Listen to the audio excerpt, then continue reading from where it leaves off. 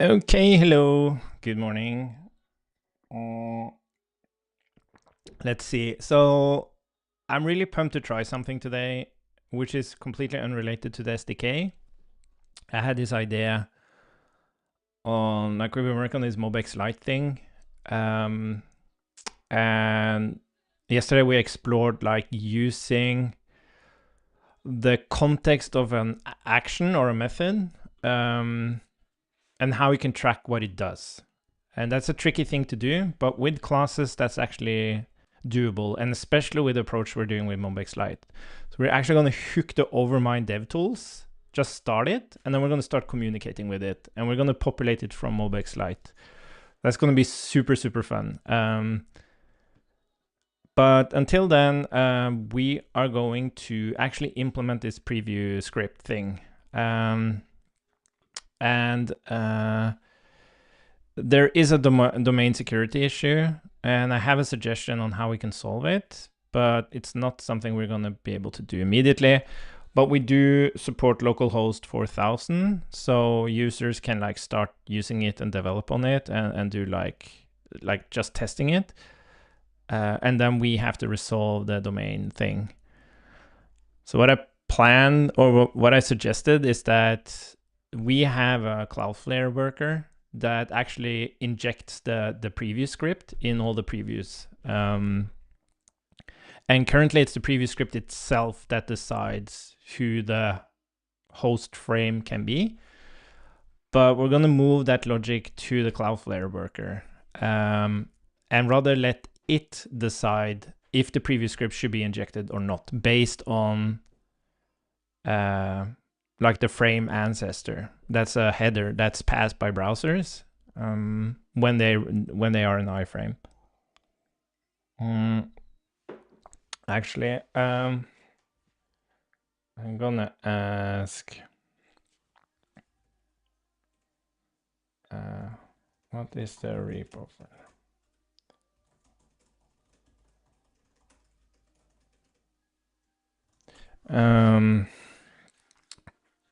Yeah, so that's what we're gonna try. And then users, they like create an account, they sign in. Where they create their API keys, they can also insert like wildcard domains where they want to use the allow preview injection.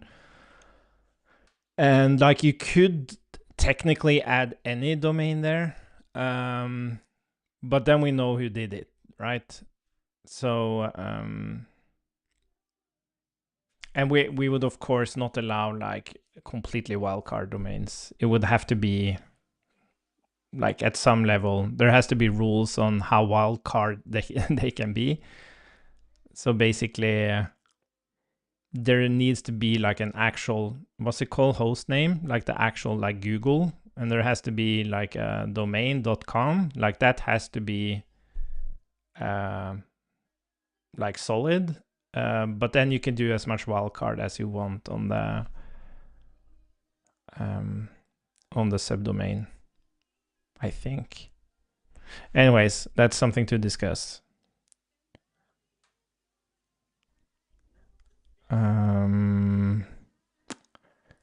Where is the,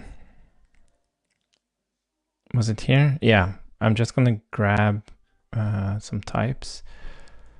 Where do we have those types? Preview script types. What's basically those?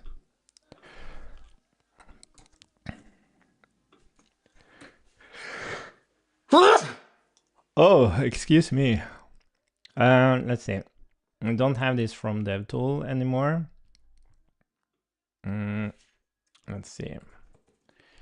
We don't have focus file anymore, and we don't have Sampack message. We just have these by default, but you can extend them. Let's see. So you should actually be. Oh yeah. Okay, so inject function and preview protocol type. We actually have to copy those types. Let's see. Preview script, where are you? Preview protocol, I mean. So what were they called? They were called, oh, I can see them here.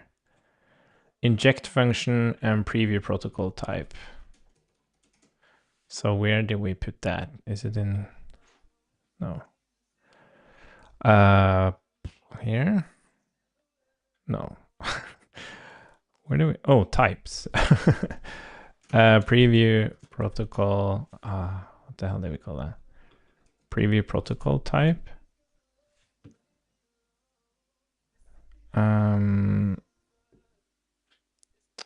Okay. And this is using incoming message, inject function. Does it use focus file message and all of this? Oh, inject message type. UID message? What the fuck is a UID message? Where's that coming from? What's a UID message? Is that global? Where did that come from? Oh, was it also here? Okay, I think we're just gonna copy this whole thing and then we're gonna rather remove what we don't need. Let's see.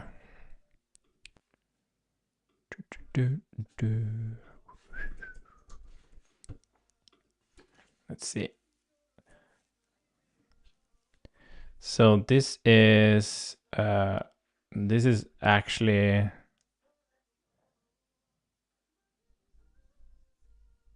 inject and invoke inside preview.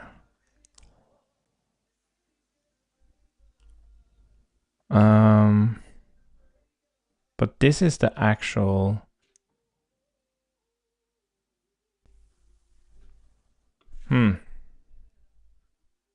Wait, what did I copy now? Wait, this is wrong. What's preview script types? Oh, that wasn't the thing. This is the file I was gonna copy. Sorry. Okay, so preview protocol type. Okay, so most of this makes a lot of sense, except now.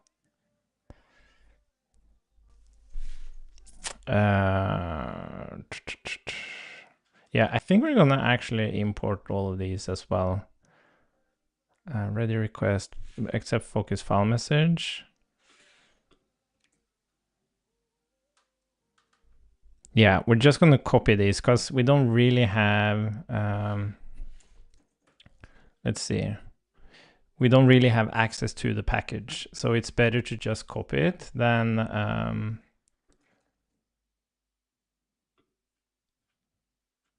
let's see. Better to just copy it over. Okay, cool.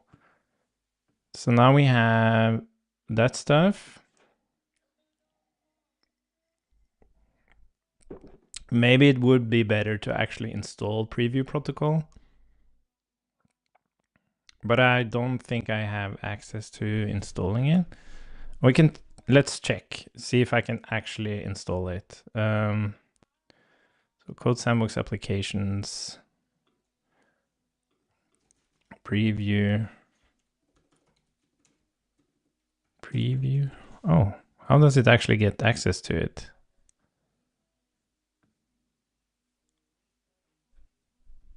Oh, wait, this is the wrong place, sorry.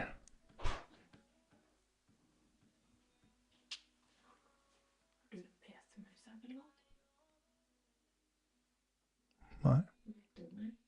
Hæ? Ja, men det er sikkert på lageret.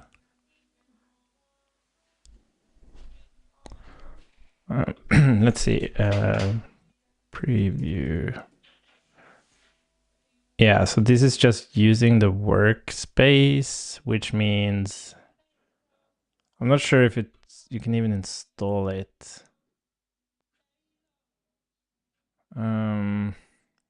Yeah, no, I don't think we're actually publishing the preview protocol. Yeah, it's just in the monorepo. It is public though.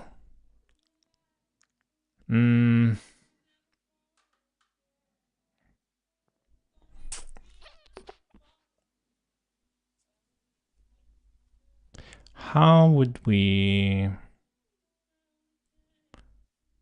Yeah, no, I think we're gonna copy it for now. Why are you complaining?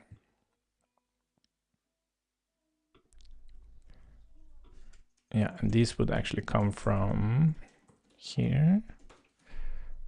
There we go. Okay, so now we have, basically we have the preview script, and we have inject and invoke inside preview. And then we're gonna start passing some things.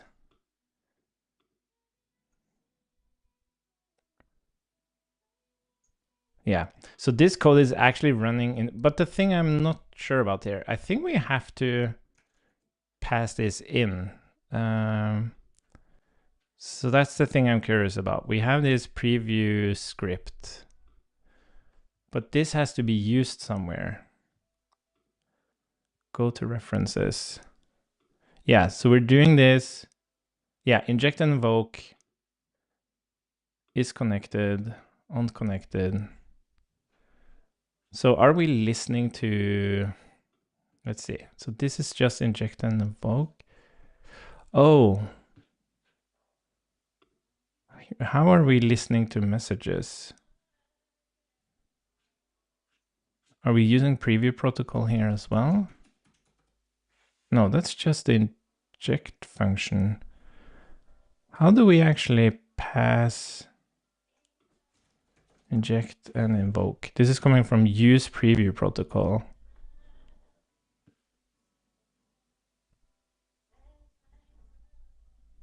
On message. Okay, so I think we're actually going to refactor this. Yeah.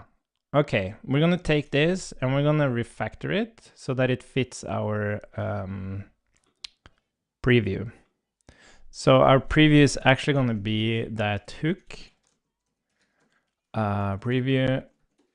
So let's see if we can parse this. Oh, okay.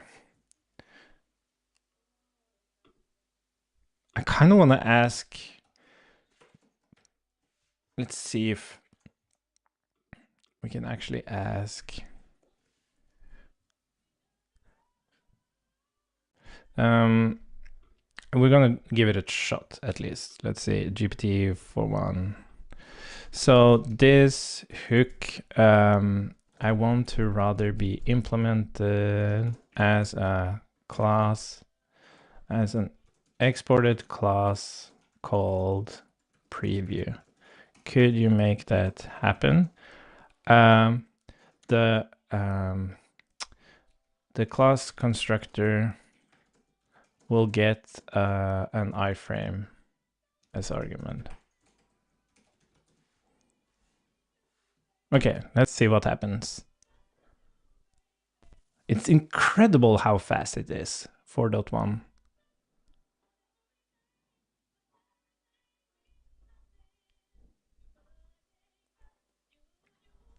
Let's see how well it does though.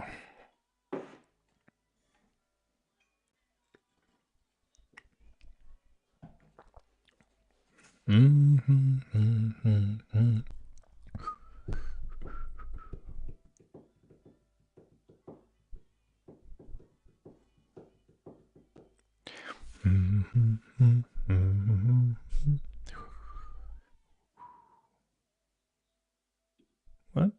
Pasting.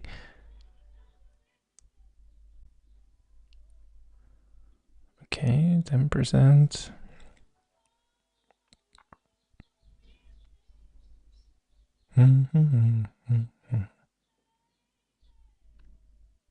Like it could just be a thing where it, yeah, I don't know. Like it's not fast in total. It's just, it's quick to start responding, but the full set or the full response takes a while. But it works much faster than I would, at least, given that it's doing it a good job.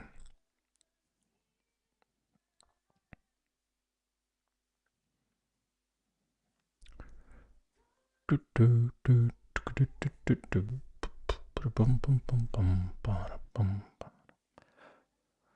I'm just gonna accept it, and then we're gonna take a look at the code. It's probably faster to just change this anyways. Okay, so we have iCommon preview protocol. Okay, I guess that's fine. Preview protocol, status connected, disconnected. We have some subscribers. We have the state.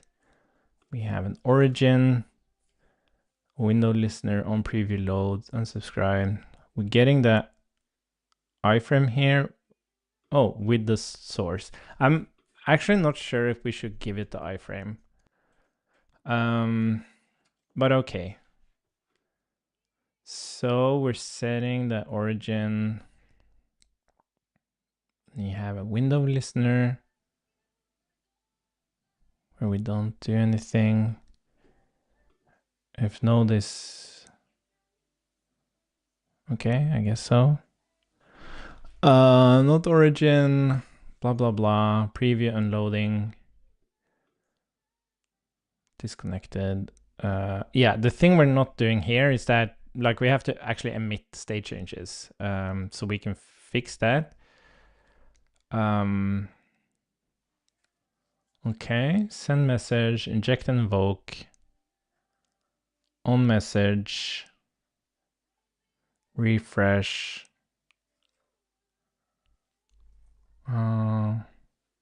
Refresh set set iframe URL. I think we can call this set URL. And then we have get status.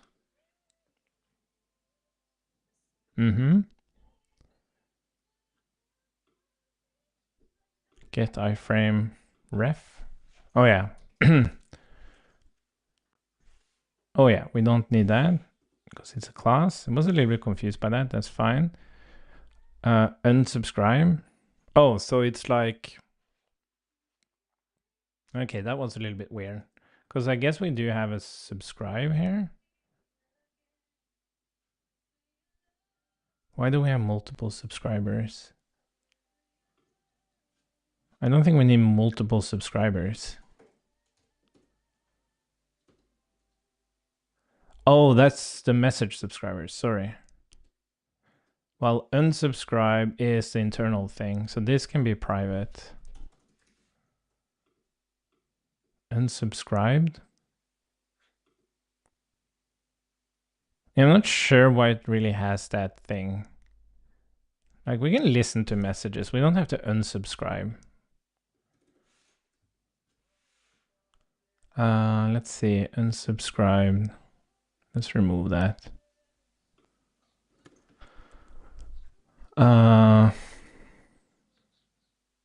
Yeah, this is also weird.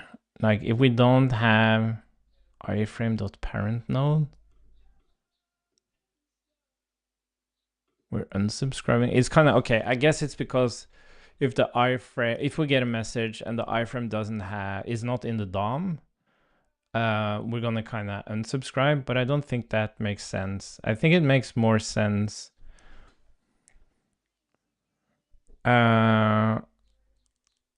that like you can dispose of this thing, and that's when we remove the listener. So I would call this rather dispose. And then we have this subscriber is not clear. What did you suggest? Yeah, that's fine. That's fine. Oh, okay. This is a bit too much, I think. Okay. On preview, we don't need that. Okay, cool. So we can send messages now and we can inject and invoke, but I don't think this should actually be, okay, maybe it should be like, yeah, we have set URL. Okay, we're gonna make that private, and then we're gonna have methods for going forward and backwards and everything. So we have refresh.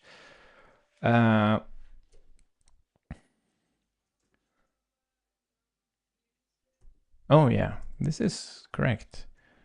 If this iframe, we always have an iframe. Set URL. Why does it check for iframe? Oh, I think this is just because we refactor from React. So it just thinks that, let's see, let's go up and bring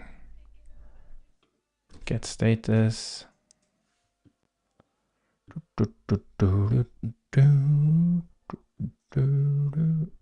So we are gonna do, so refresh is an actual, yeah, but we're not gonna do this. We're actually gonna do this dot send message type. Wait, what do we call it? What is this? Send message. What is this?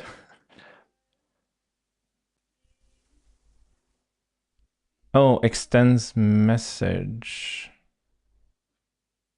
Oh, okay, extends, sorry. So this should be, oh, look at this. These should rather come from types. Types. Why are you complaining? Oh, implements ICOM and preview protocol. Yeah, but that's fine. We can make it private.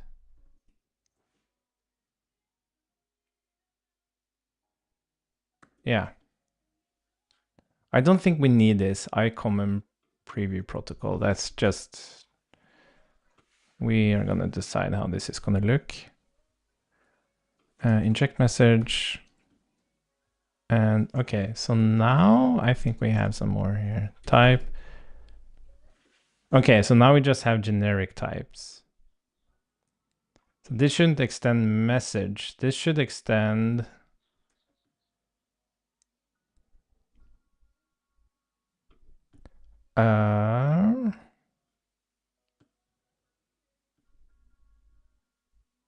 preview protocol type. Are we using this? No. Don't think we need this. Oh,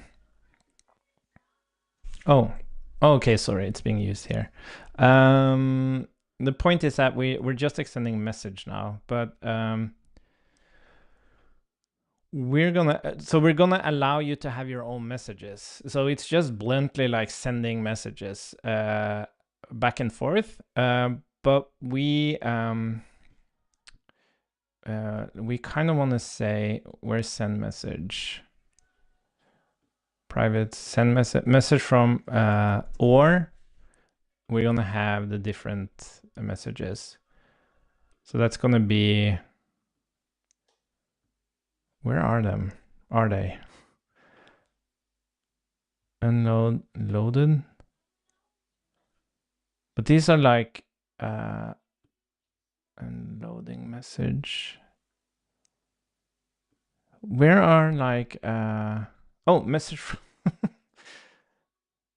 yeah, message from dev tool. Oh, so it's okay. Let's call this base message from dev tool to preview.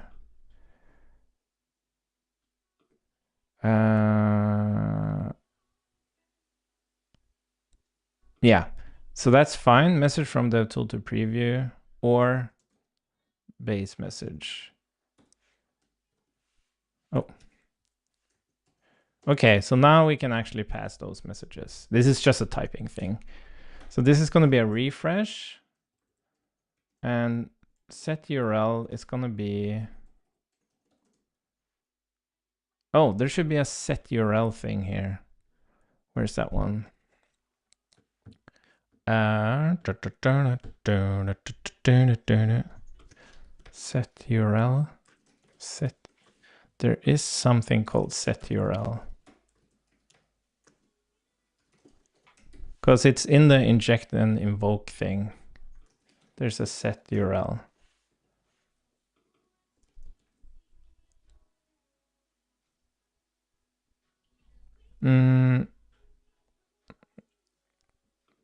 How is this defining its type?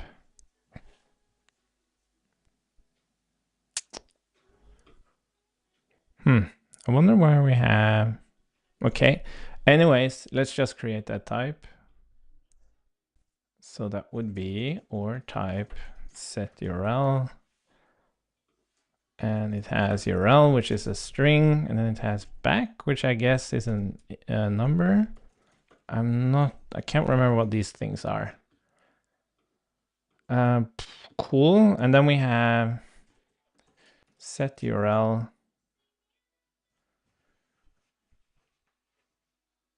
Oh, wait a minute. Sorry.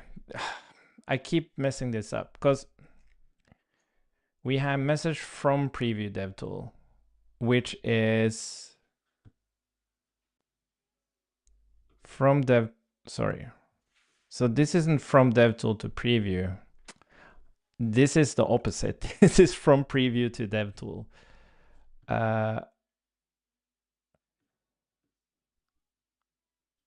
So that means there has to be set URL. Oh, here we go.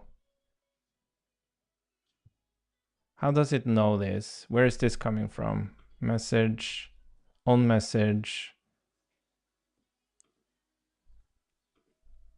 message from. Oh, isn't it typed? Oh, sorry. I think I know now. Because we're typing it when we do use. Where is it?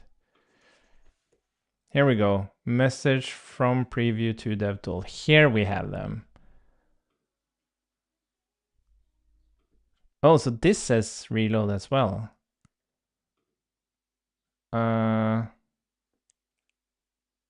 Okay. Wait, did I mess this up? Message,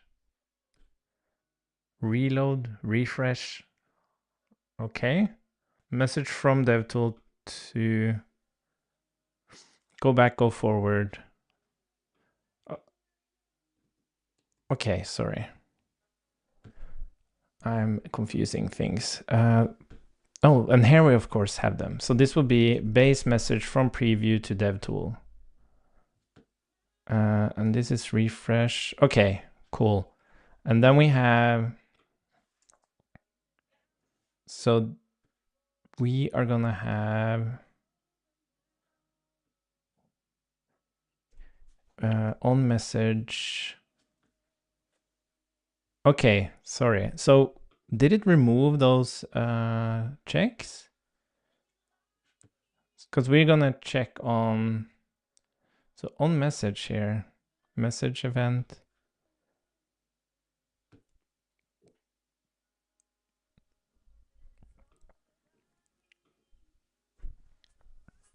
And then it just sends on message.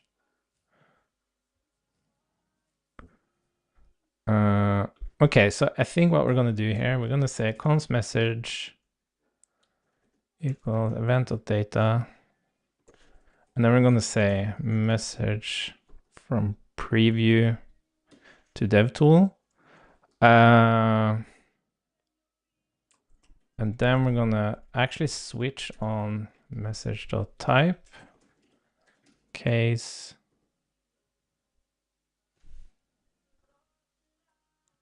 string.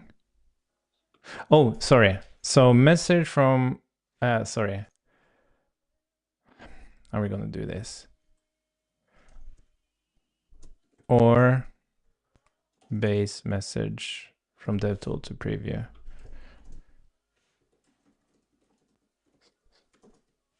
Oh yeah, because that's just a string. Oh, come on.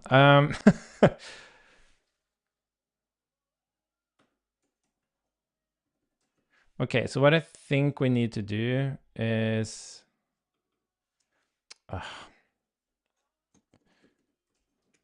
as base message, and then we can check like these things. Preview and loading. Where the fuck are these things coming from? I am a little bit confused by this. Because that's not defined here. Where is that defined? Preview and loading. There's nothing. Preview and loading. There's nothing about that. Where did it pick up that from?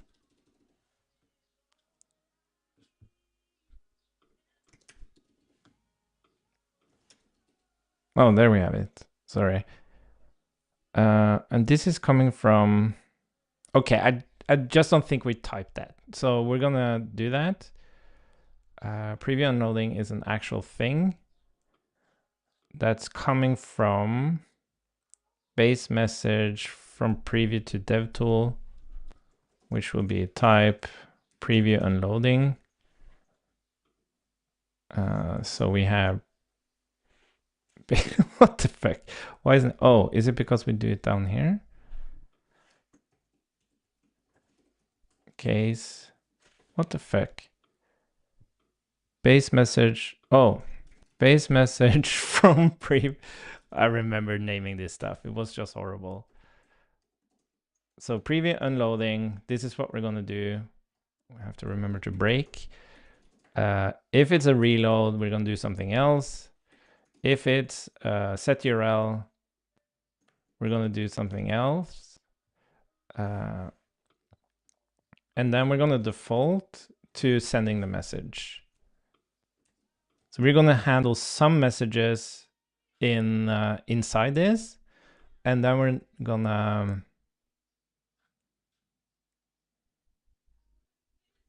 but what I'm confused about is that, oh, I think,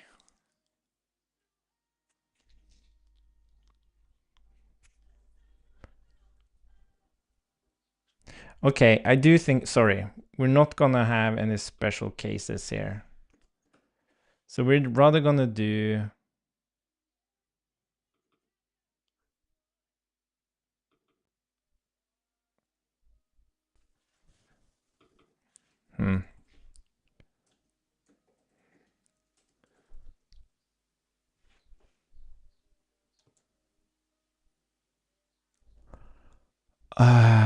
what are we gonna do? So we're gonna emit those messages because you want to know if it, like, one thing is sending a message in, like that's the thing. Sending a message in is more like a command, do this thing in the preview, while messages coming out of the preview isn't do this thing. It's just, this is what happened. But when we name it like set URL, it's just a naming here that makes it very confusing, because one is like commands and another thing is events. But we can't change that now. But what we want to do is, at least when there's preview unloading, we want to handle that internally, or we just want to send this as a message. So that's fine. Yeah, we didn't really have to switch on this. But then the message coming out here is actually going to be, how do we, yeah, so on message is message from DevTool or base message from, it doesn't matter. We can, okay, sorry. We're gonna do exactly what we did. If message.type equals preview unloading, we are gonna change that state, but we're also gonna emit the message just like we did before. And then we're gonna say, the problem is if you don't have any of these,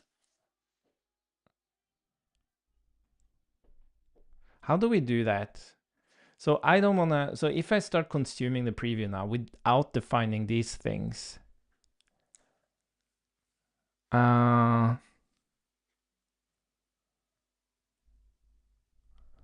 it will, this is gonna break because this is just a string.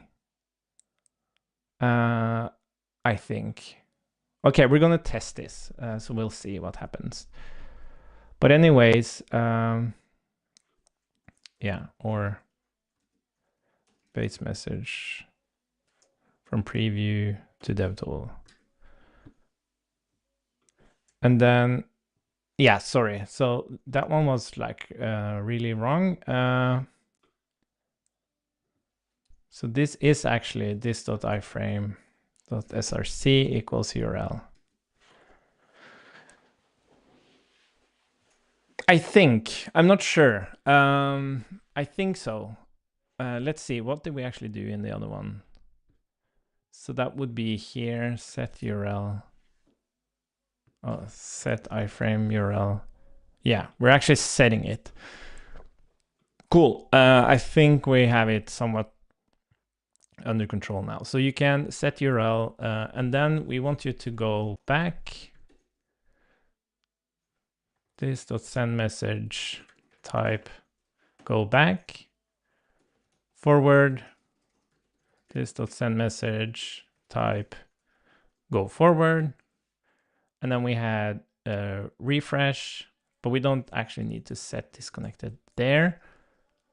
And we don't need to do it here. I think that should be driven by events from the actual preview. And then what we need to do is we need to add a listener here. So private on status change would be a new emitter. We can just use the one from picture client.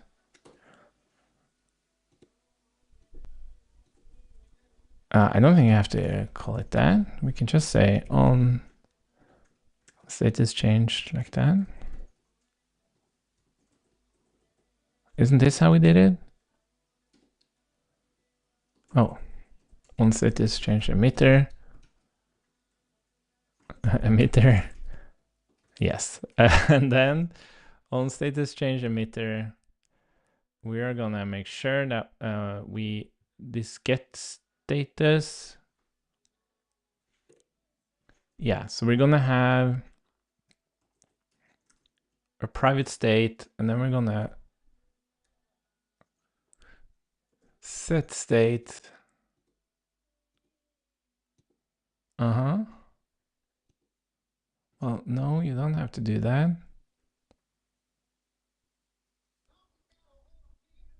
Or do you?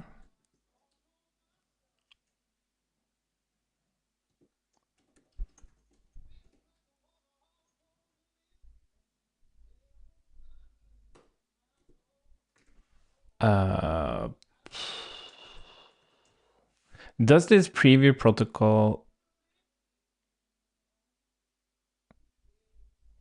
Okay, this has the preview element, but we have the same preview element. I don't think we need this to be like... I think I can call it preview status and just... Oh yeah, because I think in React, we kind of... You have this preview ref and you could like remount and stuff, but that's not the case here. Okay, we're going to simplify this. So we have an internal status, which is disconnected. And then we're going to private set status. And then we already have get status. Let's see, get status, this status. We don't have to type that.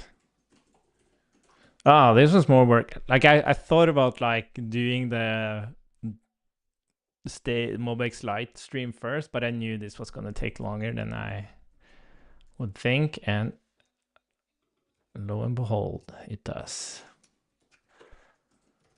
Status equals status. I'm not sure if this thing should really be having any more logic than... Okay. So this will be preview status. Cool. Nice. But we can have public iframe here instead. And then we have to make sure whenever we set something here, we're going to say status disconnect. So this is where I miss using what's it called? Windsurf. It would just fill out all of this for me immediately.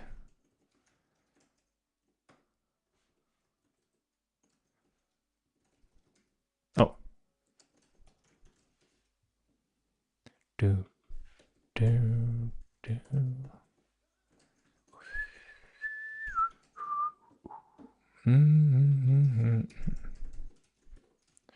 Okay, let's see.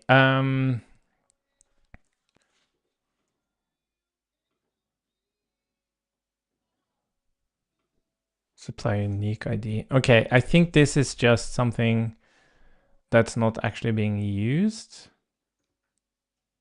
from the workspace feature. Yeah, I'm not sure what that is. That's some old stuff.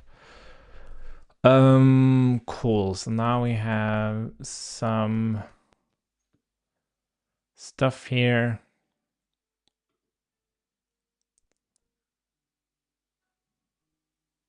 Yeah, and the thing is, like, this is not designed for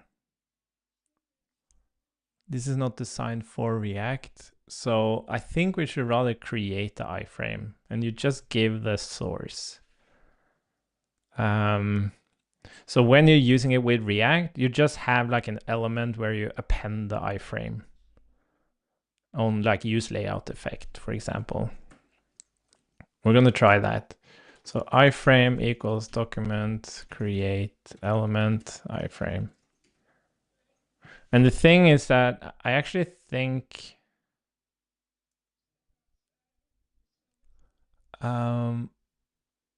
this iframe needs certain properties and stuff as well. So it's much better that we do it here. We're going to check that as well, because I believe we're adding a lot of, let's check that immediately actually, or I'm going to forget. So let's see, preview iframe. Where's the actual preview?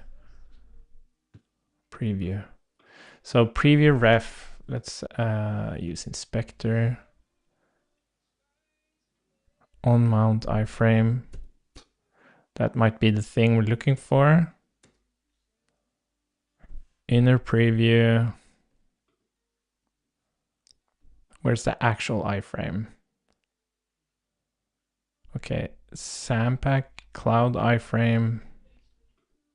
That's the thing. Yeah, look at this. We have a lot of stuff here that we want to add to it. Let's see.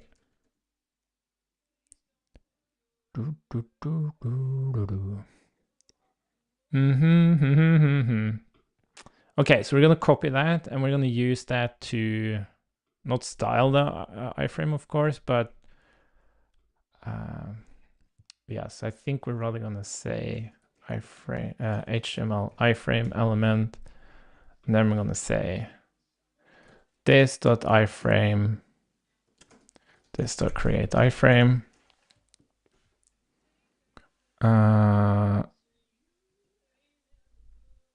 Yeah, so that will be with that source.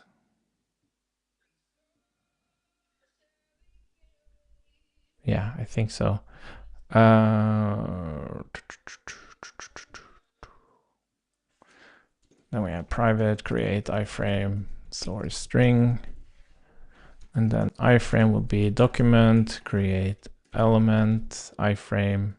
And then we're gonna shove all this stuff on it. iframe.allow equals and then we have iframe.sandbox equals that thing. And then we're gonna return iframe. Why are you complaining? Huh?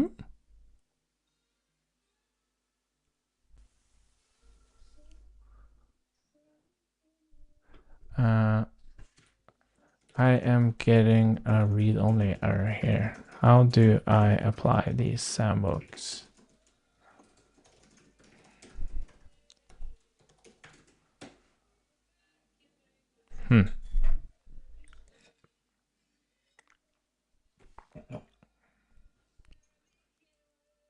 Oh. After iframe is added to the DOM. That's interesting. Okay, cool. And then didn't I have create iframe? Oh. Yes. So now we're creating the iframe. We're setting up all the event listeners. You can pass in messages. You can inject and invoke something that takes messages to have your own custom messages. You can send those messages back. They'll pop out of this thing and so on and so on. So I think we're ready to like test it now.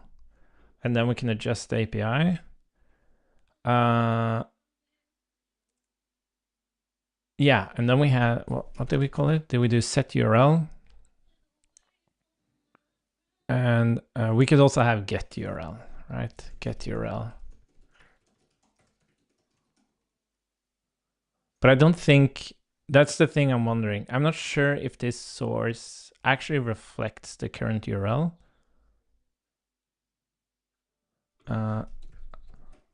So that's what I'm wondering. It's like,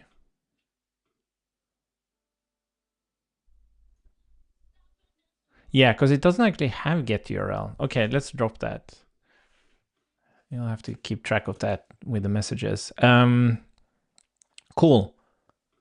I think we're good. So here we're gonna have previews. Private previews would be, oh, well, do we really care? No, let's just create one. And we're not gonna take create source string, and this should just return new preview with a source. Yeah, that's basically it. We don't really need anything else here. Maybe we can change like preview tokens to be previews and then create token. I like that. Because this also just has, yeah. So we kind of put them all together. Yeah, I like that. So let's see. Let's just move. Where do we put? Oh, no, sorry. Because a preview is something you can only do when you're connected. While preview tokens is on a different level. You can manage that wherever. Yeah, sorry. So that shouldn't be here. Okay, I think we're happy about this. So let's go in and actually add that to this thing. So index. Oh, there's so much documentation I have to do. I'm not sure how we're gonna for preview for previews.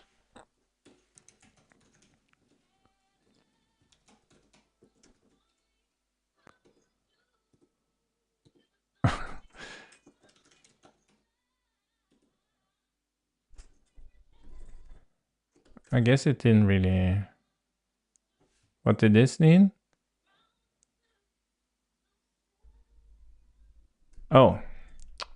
Okay, yeah, and we're not gonna do add disposable anymore. We're gonna make that refactor. Maybe we should just do it as we see it, because we need to fix this. Oh, sorry, we have fixed it here. Okay, nice. Then it's fine. Yeah, but like new ports, it shouldn't extend disposable. It should have. We're just gonna fix that.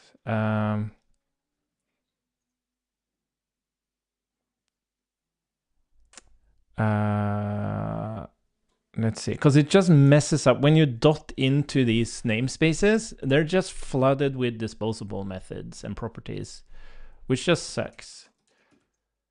Disposable, new disposable.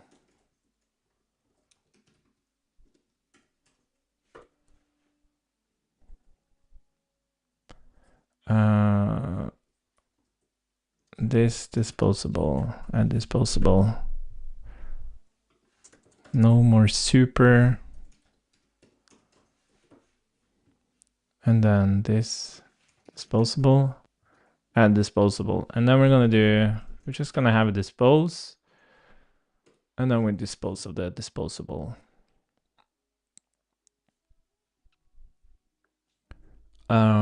Cool.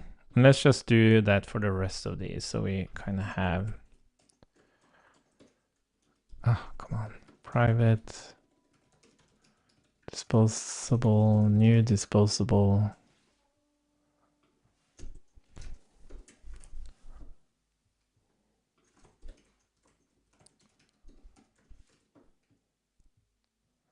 And then dispose, this dot disposable, dispose.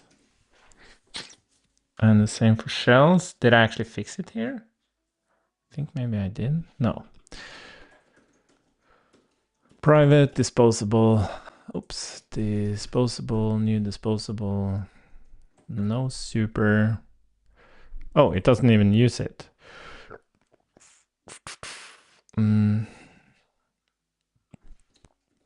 Dispose, this dot disposable. Dispose.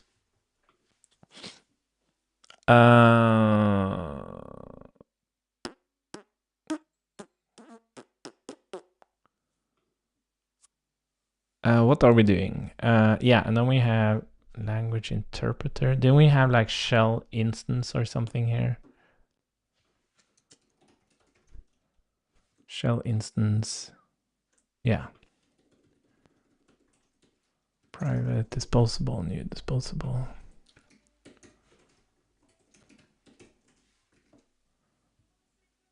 No super, this dot disposable and disposable. So this is a pattern that comes from actually VS Code.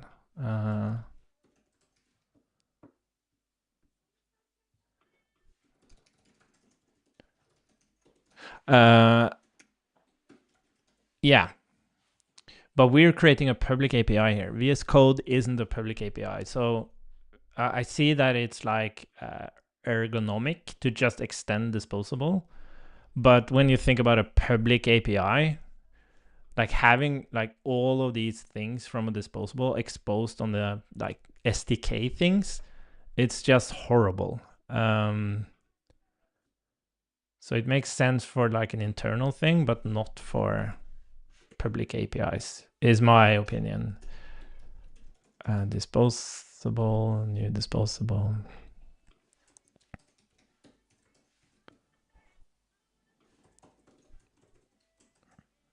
Disposable and disposable. Then this also needs dispose. Cool. Like I would argue even these should be like private because yeah, like you shouldn't even, this is the thing, you should really not even pass in, because these can't individually be disposed. The point is that you have one thing that's disposed, which is this thing. Yeah, so we should really pass this disposable into all the others. And then when we dispose this thing at the top, then we dispose everything else. That's really how it should work.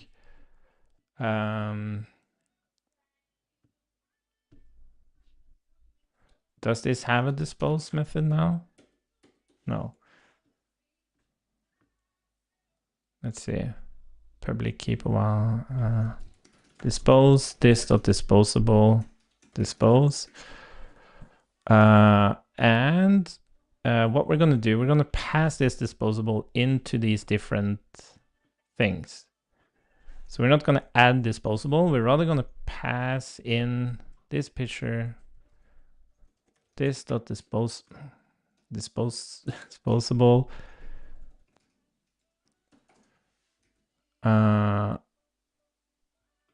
dot disposable. Let's copy that.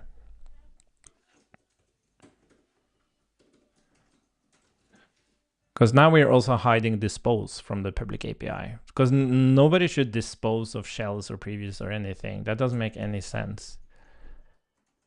So we're gonna do this disposable.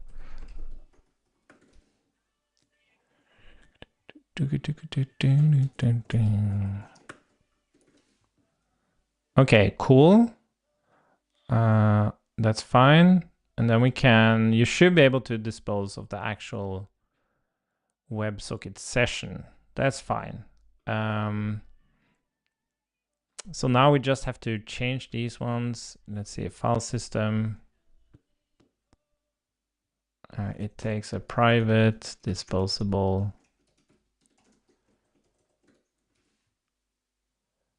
There's no super. And then all the way down here,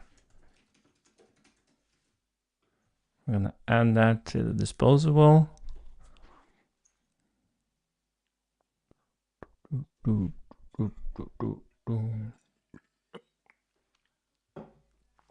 Cool. Git. Oh yeah, we started implementing this. Let's just keep it there for now. Port, you're not gonna have your own disposable. You're gonna be using what's coming from here. Oh.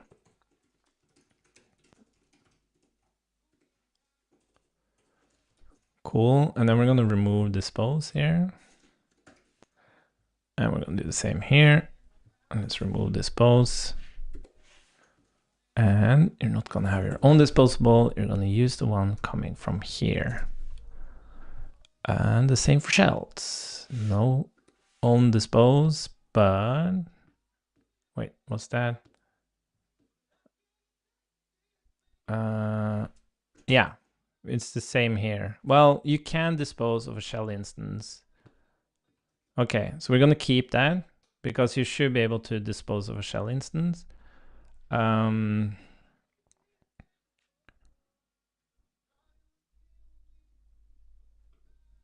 Yeah, sorry. So, you know what? I don't think you should do that. Oh,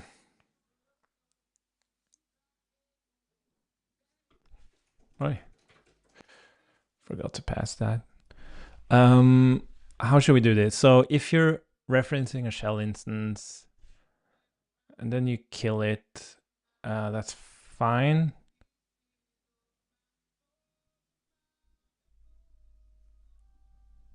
Yeah, no, I think you should just kill it. We shouldn't well, okay. Yeah, you should just be able to kill it.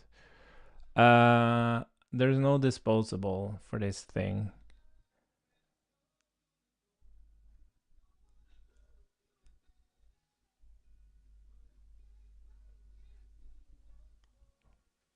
Oh, okay. Wait a minute. We do need a disposable. But it's kind of weird to have both kill and... So we're going to say this dot disposable dispose. So we're going to dispose of it when you kill it. It's interesting. You have kill, you have terminate, you have dispose. Like, what the hell does all of this stuff mean? But I think there's no reason to have... But then if you have a kill signal, like kill means something else. Kill doesn't necessarily mean that shell isn't available. It's just passing like... Because you can technically, like, the way I understand it, you can like pause shells and then you can resume them. We don't really...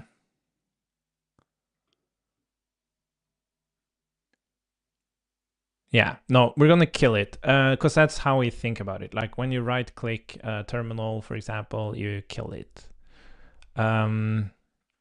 Okay, and when you kill it, we're gonna remove all the listeners. That makes a lot of sense. Cool, so that's fine, but then the actual shells, that's not gonna have its own disposable. That's gonna come from ZOP. But what I'm wondering is, Do we have anything in the constructor on? Do we even have a constructor? Oh, sorry. That's of course where I was. Like we have to check disposable on will dispose. We need to go and. Oh, do we want to do that? No, we don't want to go ahead and kill all the shells because we want that to.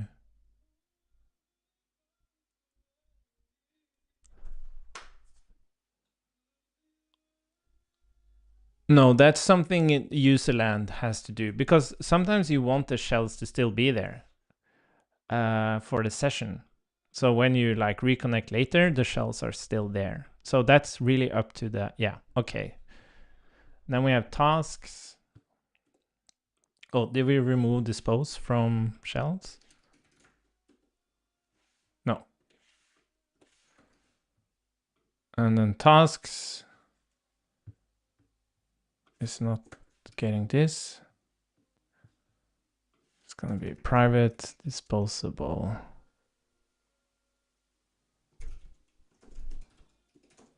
And I think this is a problem now because it doesn't guarantee that this runs before this runs. It depends on like how it builds and stuff. Ah, fuck. That's true for everything. Ah. That really sucks. Like, actually this works normally, but it depends on how it builds. So at runtime, this could like completely fail. So now we have to say,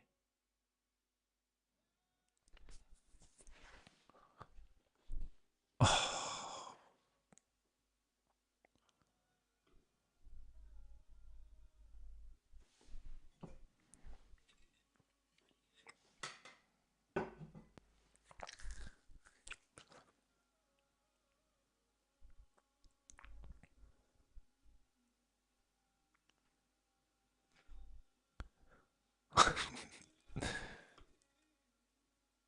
Okay, so for fuck's sake.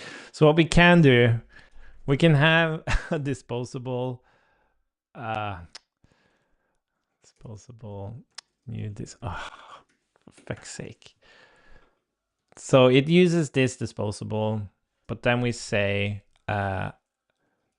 client disposable.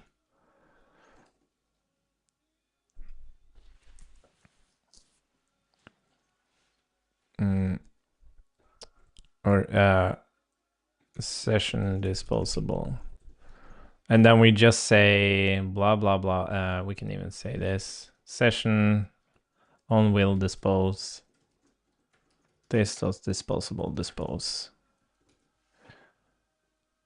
Yeah, that doesn't even have to be private. I think I have to do this instead because I don't trust the build. Like this can be built in, yeah, I have no idea how it's built. And then this might not be valid code, that it will actually set this before these other things. So we have to go through it again. So this is fine, this disposable and disposable, but we need to now private disposable, and this will be session disposable dispose. And then we need to do session on will dispose, this disposable dispose. At least it explains it very well. So when the session is disposed,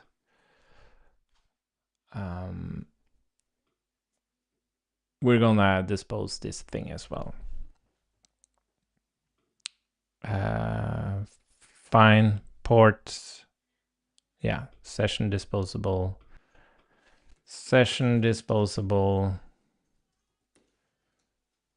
and that's just this. Session disposable, this disposable, private disposable. Okay, shells, same procedure. Where are you? Session disposable, on will dispose, this disposable. Yeah, this didn't really have disposable, but that's fine. And then yeah, when we kill a shell, we're gonna kill the things. That's fine, but we're not gonna actually remove the shells from the VM when we dispose of the session. So this would also be private disposable, and this will be session disposable, session on will dispose.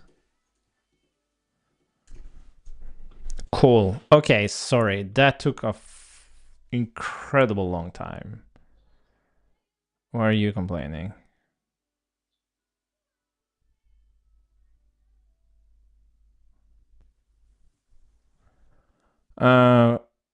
Oh, is it because this is...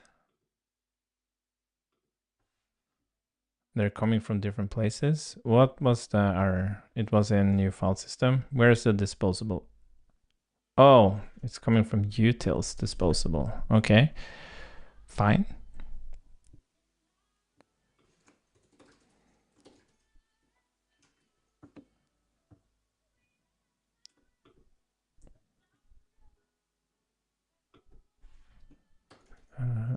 And so private disposable.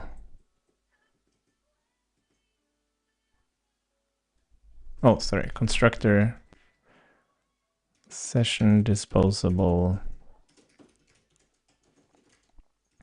session disposable on will dispose. This dot disposable dispose. Oh, guess it needs another one of these. But then we want to, we definitely want to, yeah, so this is another thing. Yeah, like if you dispose of the session client, we also want to dispose of all the... That is interesting though.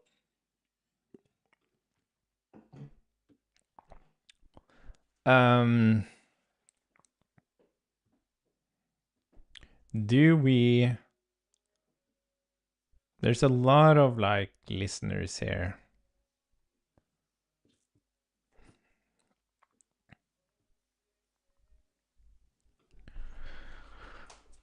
This subscriber's not clear. So it's interesting how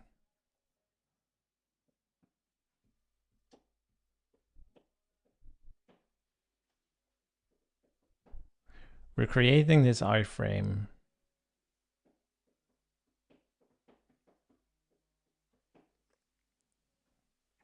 But we don't want to keep a reference to it because you might like unmount the iframe.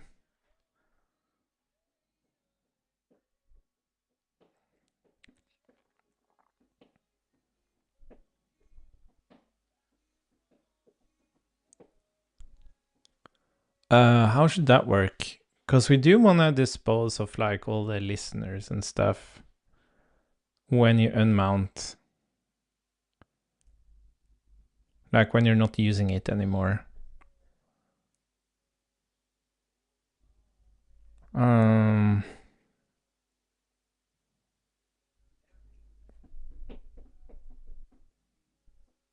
if you dispose of the session, we definitely want to dispose of the iframes. But you should also be able to dispose an iframe.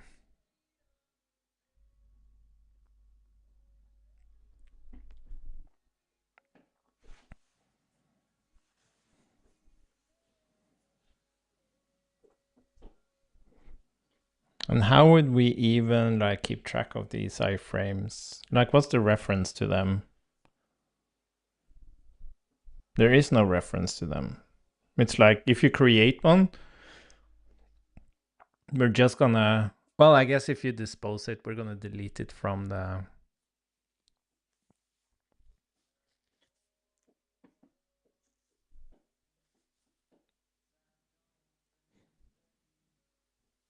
Yeah, I wonder about the behavior here. Because we allow you to kill a shell.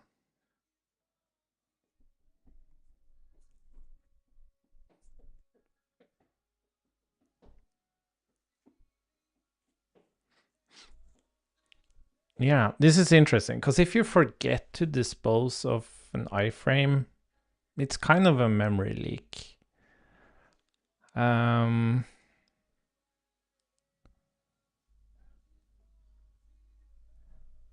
Yeah, so I guess what we can do at least is that we can have a dispose here, but we also need to dispose of it if you're disposing of the session.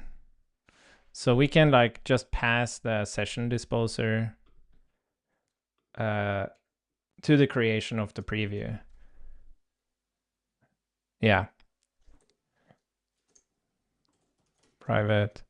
I think that's the safest thing to do. So we say this session disposable, and then in here, we're going to make sure that if you dispose of the session, we're also going to dispose of the preview. Session disposable.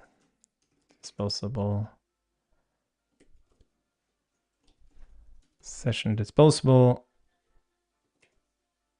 Oh, where's disposable coming from?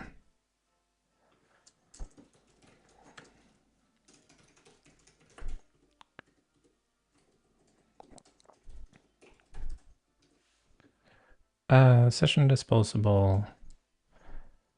On will dispose. We're gonna make sure that you're disposed.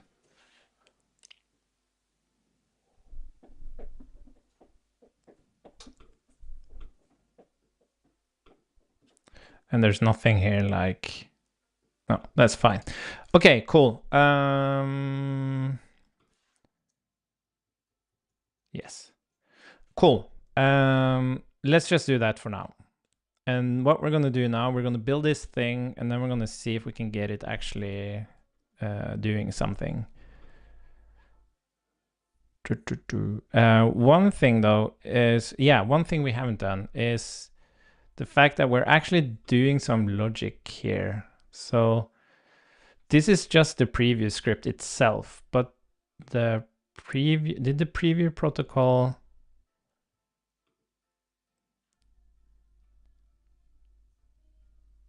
Oh, look at this.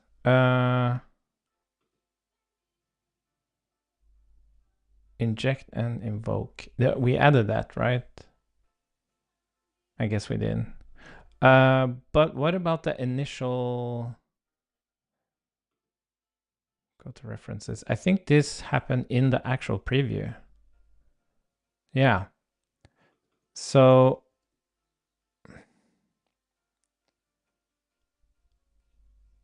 inject and invoke. So when you're, okay, so when you're connected, we're gonna call this inject and invoke inside preview. I think this is the only thing that's missing now.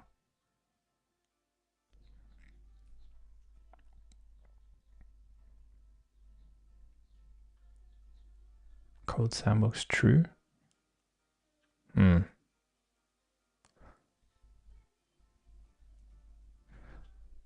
Okay, let's try that. So in the actual preview, where's the preview? We're gonna make sure that when we get on preview load, yeah, but I don't think it's based on preview load, is it? Because I think we actually get a message. How does it know that it's? So how does it change state equals set state connected? Oh, it's actually on preview load. I thought we got like a message. Okay, let's just do that then. So when we are connected, we're gonna do this dot inject and invoke. Inject and invoke preview. So this is gonna inject all the, so when you refresh, there isn't anything inside. This is a big change we made to the preview protocol. previously the actual script that's injected into the preview from our Cloudflare worker actually had all the logic for like managing routes and stuff. But like the development flow of that was just horrible. So we created this generic inject and invoke thing instead, where you can inject and invoke whatever you want, which we're very happy about now. So let's then do iframe source equals source. Cool. Let's try building it. Was it PMPM? No, this was NPM. Let's see what happens.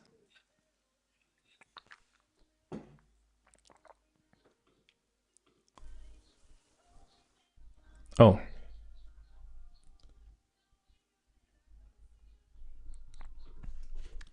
This will be base, base, base, base. Oh. Base, base. Why are you complaining?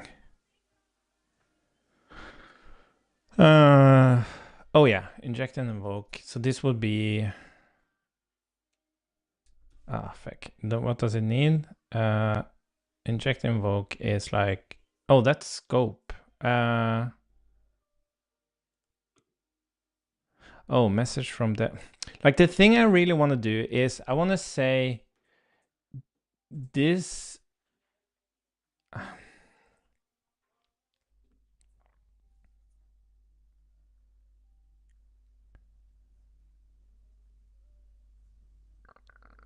Like the thing I'm wondering, can I do this instead? So custom message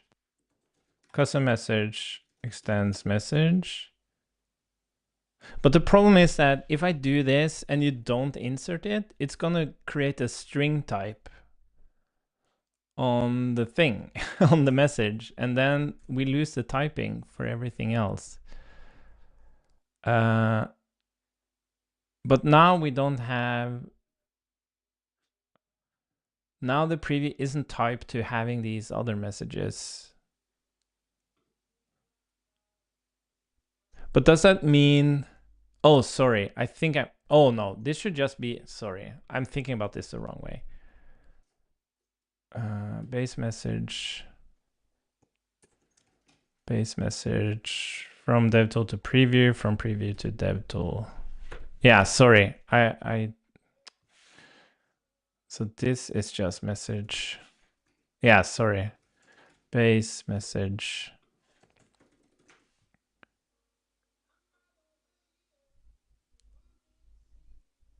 Yeah, I meant that. Message from, what the fuck? Did you mean message from preview? Isn't that what I do? Oh, DevTool. Oh, I actually had a typo there.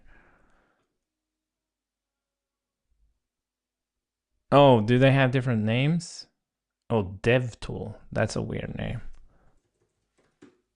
Ah, for fuck's sake.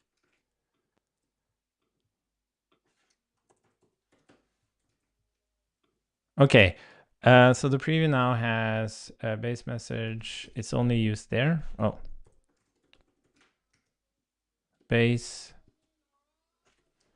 It's only used there, and this. Oh. Oh, and then we're getting errors here. Why are we getting errors? Why is this wrong?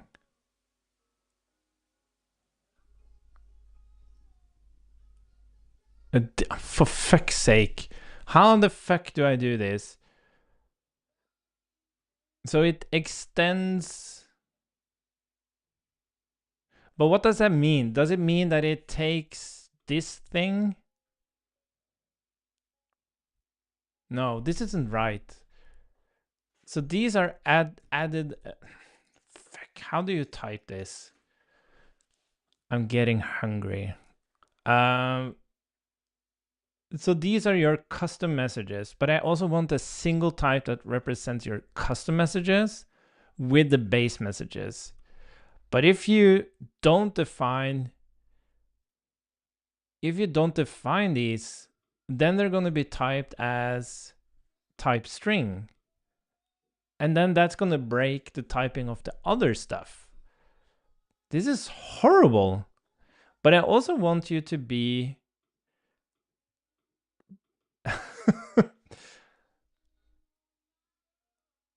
how do I type this? Because I want you to know about the messages coming from the dev tool, but I don't want you to know about the messages we pass into the dev tool, because those are behind methods here.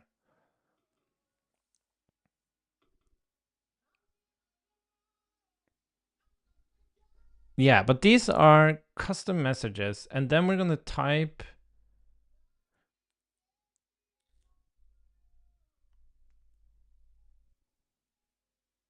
So these are subscribers that's going to get that or base message from preview to dev tool. You know what? We're going to rename these as well. Where are they? Rename base message from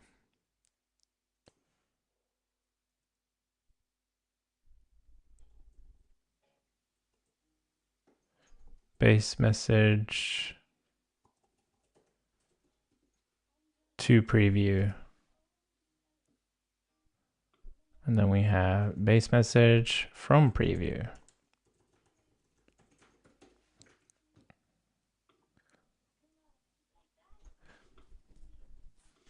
So let's rename these. Message to preview. Message from preview. So when you're subscribing, you either get one of your custom defined messages from preview, or you're gonna get base message from preview. And then when you send something, yeah, so this is the thing that annoys me. That so inject and invoke, it's gonna message to preview or base message to preview or base message from preview. That doesn't help because now string is not assignable to type go forward. God damn it.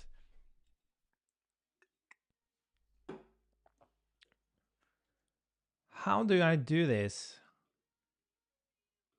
Oh, wait a minute. Extends message, and then I say equal base message to preview.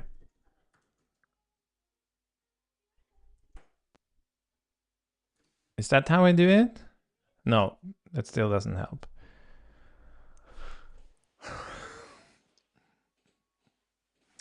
Okay, I guess I just have to override the fucking thing. But we can still have these ones.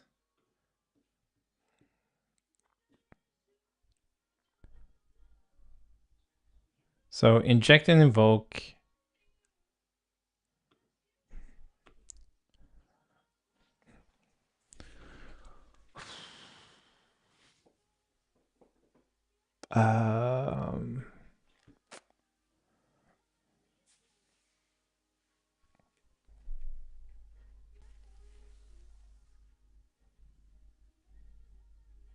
Yeah, okay, so I don't think this should be, I think this should just be a message. No, wait, sorry. Oh, this is the, okay, so you can only inject and invoke messages.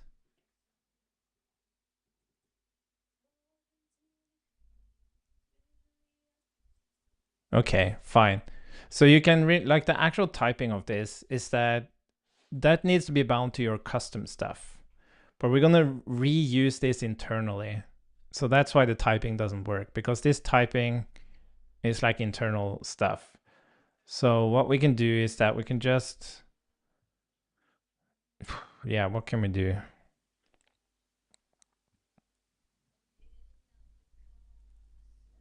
Yeah, you know what? We're gonna have a private inject and invoke, and then we're gonna have a public one. So that the private inject and invoke just takes a message. It doesn't care about what message it is. So we're gonna do inject and invoke. And this is just gonna take, let's see, func and scope. It doesn't care about what the scope is. It doesn't care about, so this is just gonna be message, and then the scope is just gonna be scope. Extends what? Record string unknown.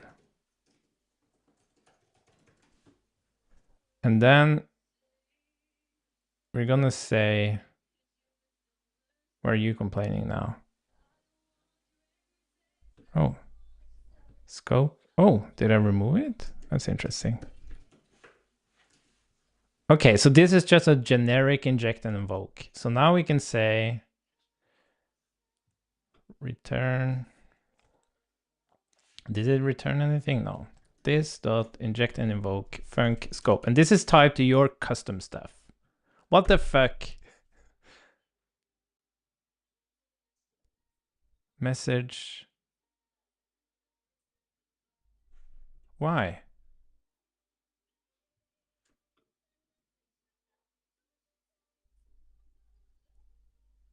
Oh, wait, sorry. So this would be, oh, come on.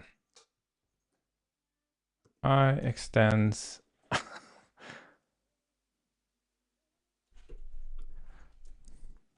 to, what's this to preview? Incoming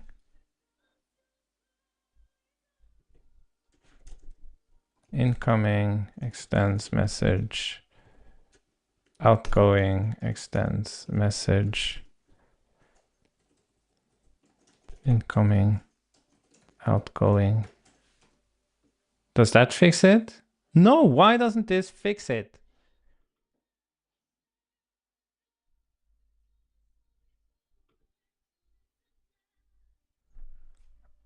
Oh, now it's the fucking scope. Oh my god, this is the most horrible thing I've ever worked on.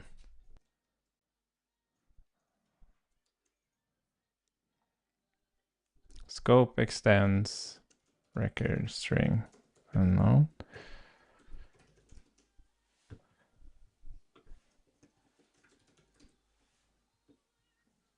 No, it still doesn't fucking work.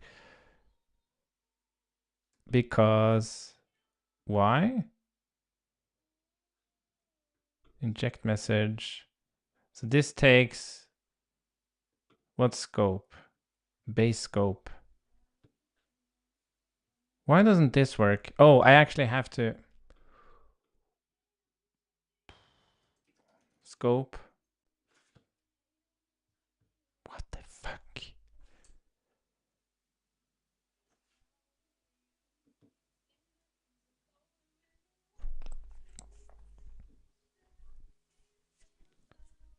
Record string. Why are you saying this?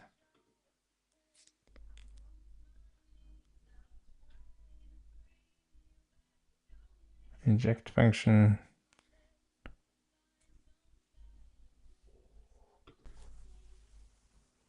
Why do we even pass? Oh, do I have to? Oh, I think I know why. Oh, we should infer the scope from inject function. Yeah, so we shouldn't do scope here. We should just infer.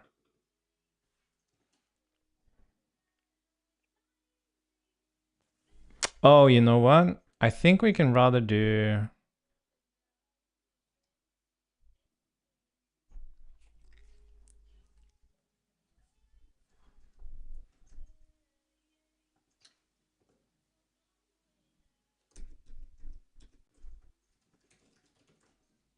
Oh, there we go. Oh my God, that was rough. Oh, that was the worst. But now we can say this inject and invoke. Oh my God. Getting typing correct is for APIs is very difficult. Especially when you have like complexity like this. You have some custom types from the outside, you have some internal types. Some of those internal types is going outside and some of them shouldn't. And then let's see, a subscriber.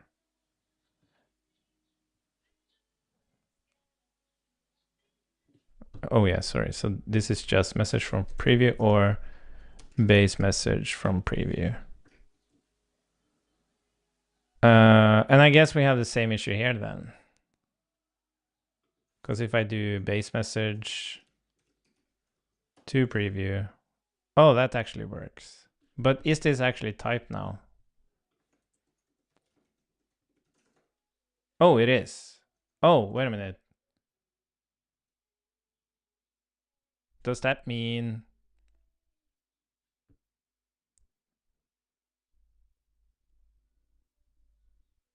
Wait a minute.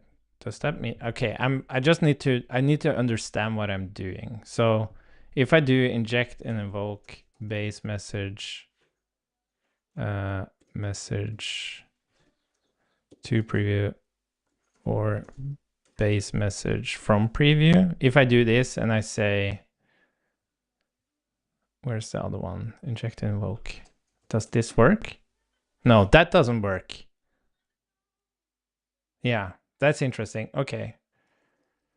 Anyways, we got it running. Oh my God. That was not fun to do. Let's see. I'm just gonna make sure in case there's any SDK weekly. All right. Okay, cool. Okay, it built. So now we can go now we can go to our SDK, shell SDK, and we can try this stuff out. So let's put this into like a terminal test. Terminal TSX. Let's copy that.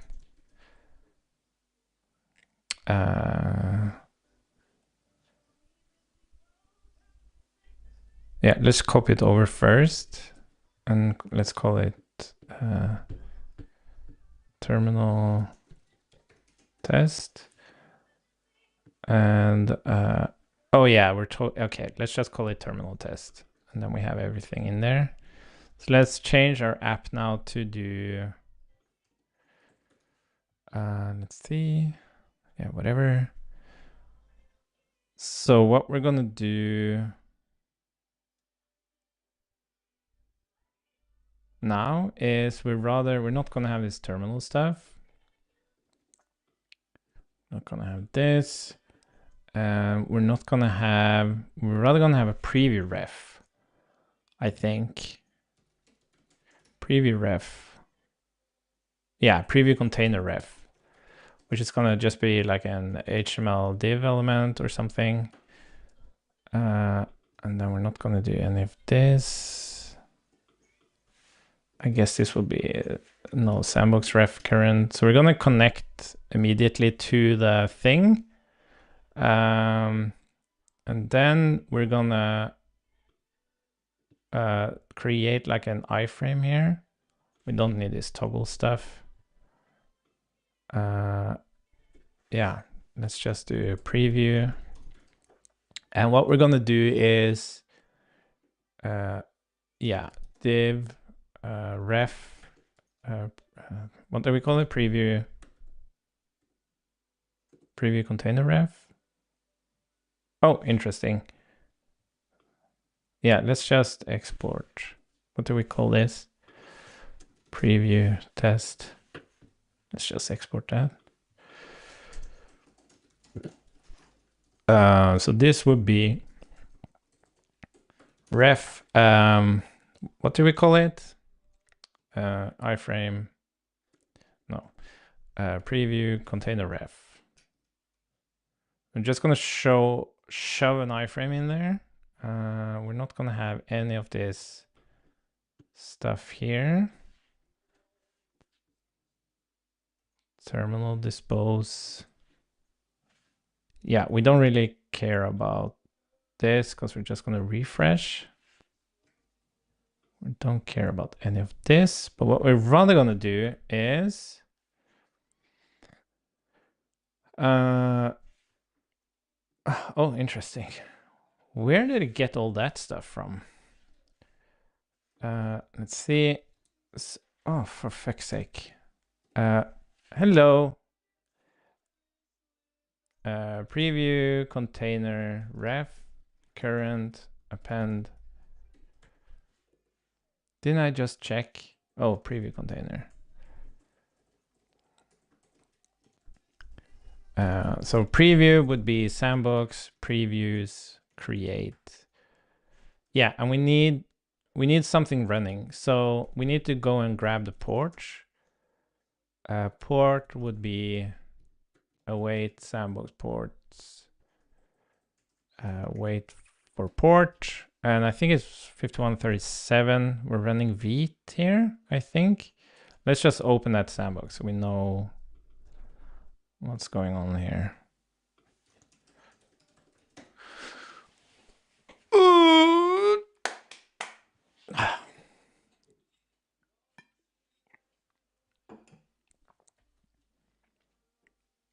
Yeah, 5137.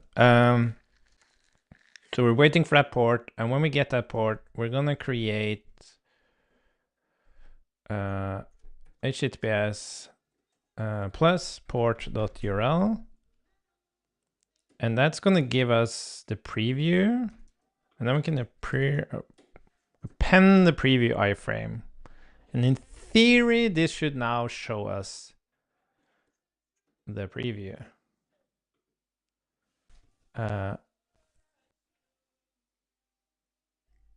Oh, this is running the, let's see, localhost. Well, am I running this thing now?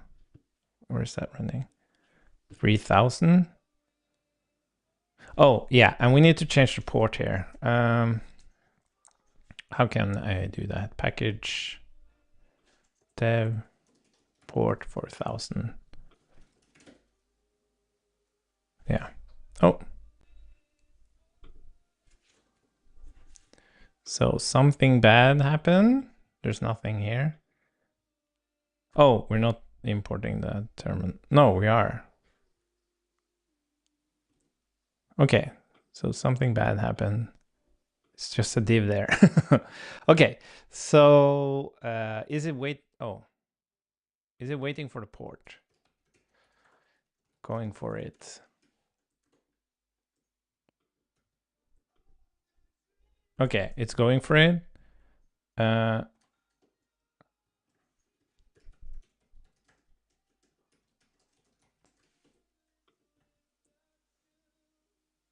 Oh, that's interesting. Because that port is running. Maybe I found a bug. Oh, sorry. 5173. That's definitely running.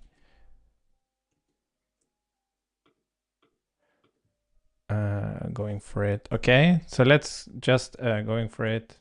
Await sandbox ports, get open ports. Oh, is that synchronous? Yeah, look at that. Oh, so if the port is already open, it doesn't resolve. It should resolve because you don't necessarily know if it's open, right? Okay, then we can fix that bug.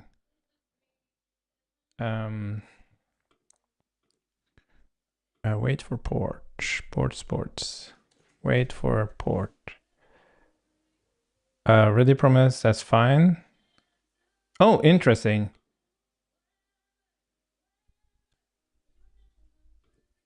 Why doesn't it resolve?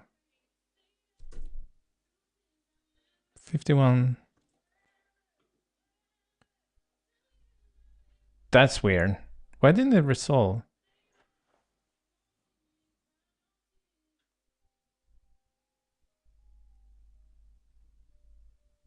Wait for port to be open. Yeah, because I was very surprised it didn't have that logic, but that doesn't make any sense.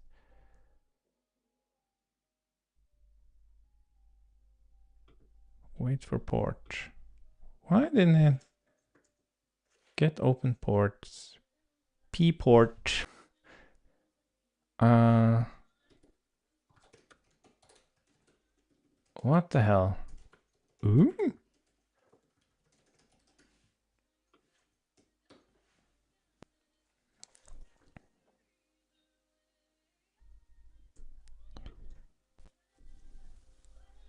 Undefined? How is that possible?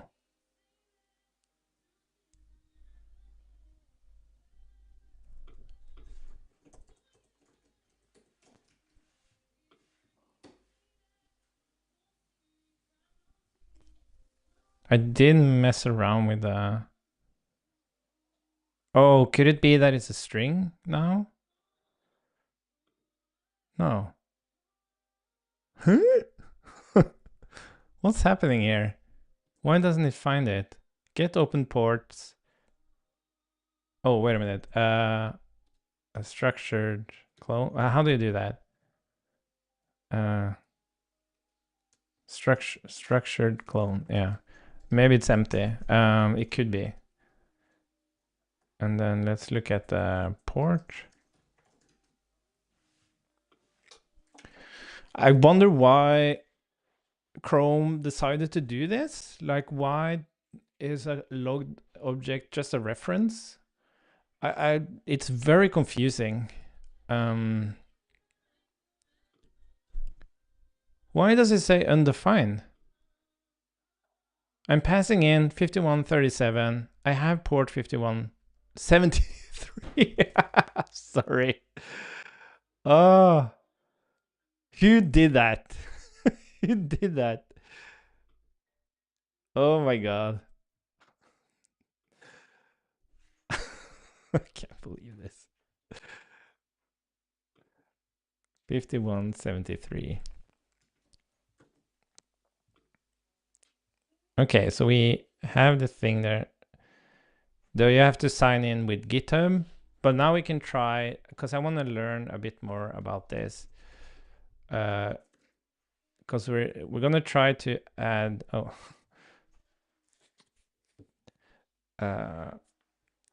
I'm gonna learn by actually using the SDK as well, because we need a preview token here, right? So what we're gonna do to our server is grab an endpoint to create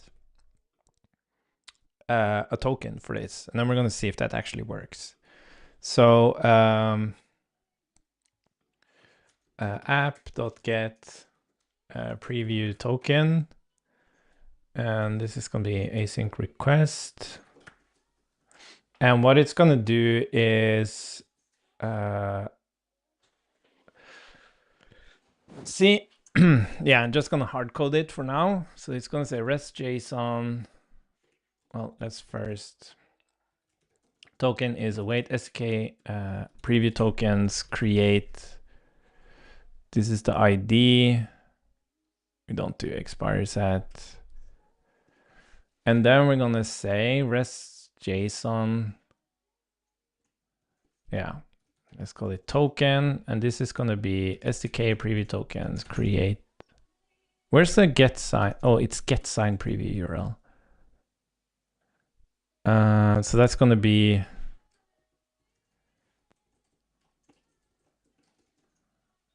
this thing 5173 token. Token. Yeah.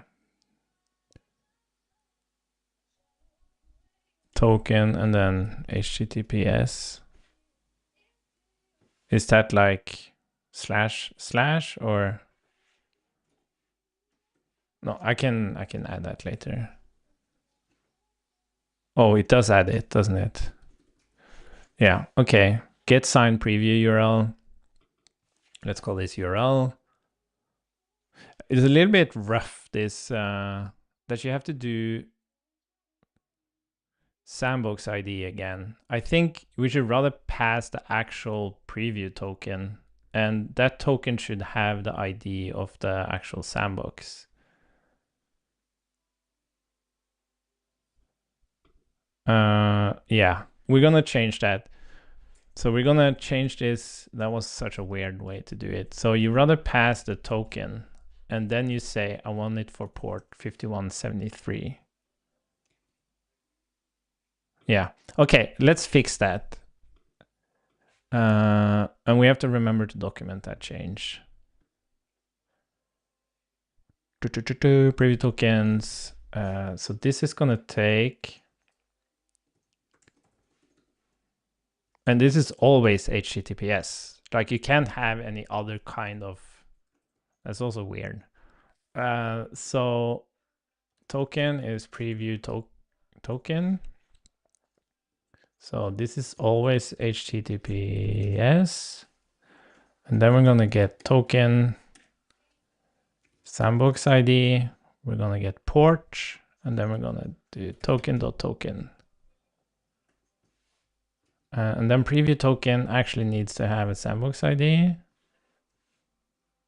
Base preview token info, fine. Sandbox ID. So when we create it, we're gonna return the very same sandbox ID that we had when we created it. Cool. This is nice.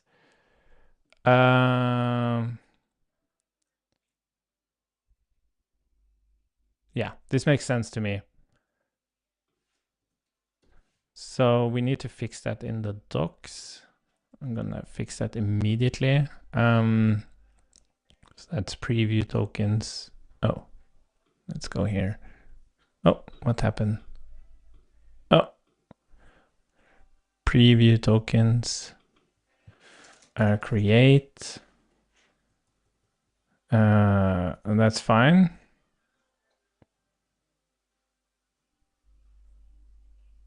Port info. Oh yeah, sorry. Where's create? Get signed preview URL. Preview token 3000. We don't have that anywhere else. Oh.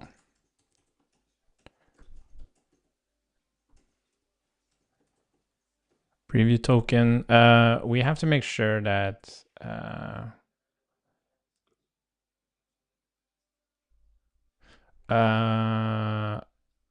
we have to make sure that when do we have a way to get the token? No, we just always create it, right?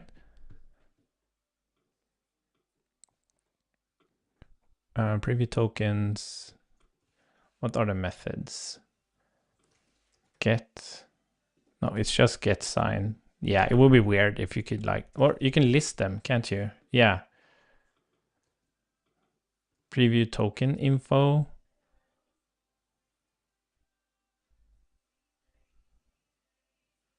Yeah, I think we're gonna return preview token here. And then we're gonna add the sandbox ID to it. Oh, are we missing something? Oh, the actual token. Oh, okay. So this is not actually for usage. Sorry. This is just to... Yeah, sorry. That's fine. Okay, let's build again so we're sure we have the latest, and then we should be able to test this. Oh, that was the docs. Shell SDK test. Yeah, and this is fine now. So if we start the server again.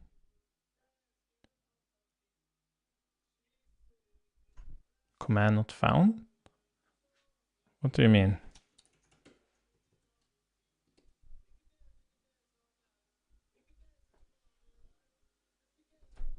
What? I'm npxing Vite node. Why does it say command not found? When you npx it, of course it's there.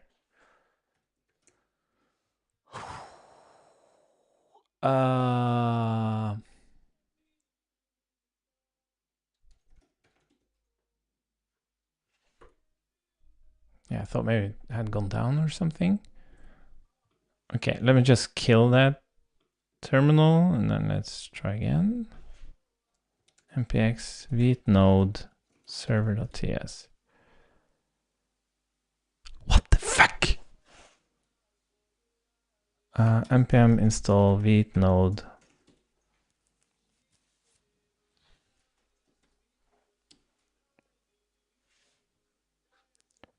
Module not found. What was not found? Oh yeah, sorry. Yarn link. What the fuck? CodeSandbox SDK. Yarn and link. This wasn't supposed to be. Okay, so npx vite node server.ts.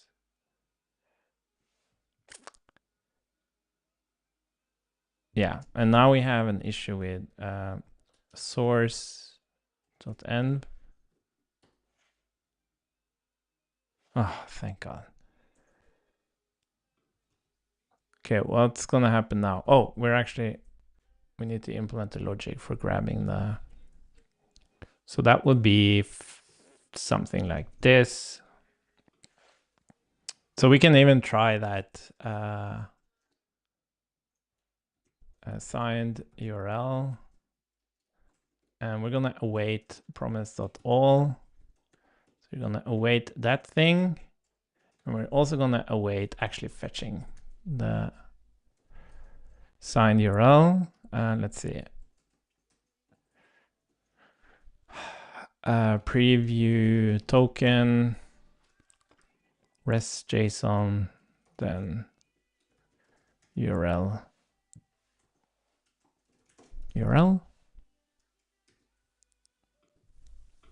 And then we're gonna try to rather use a signed URL here.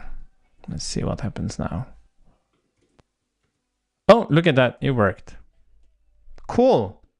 That's really cool. That's really, really cool. Okay, so now we're gonna create a lot of tokens here, but I guess that it's fine. I would imagine there'd be like a shit ton of these tokens. I wonder why we can even list them.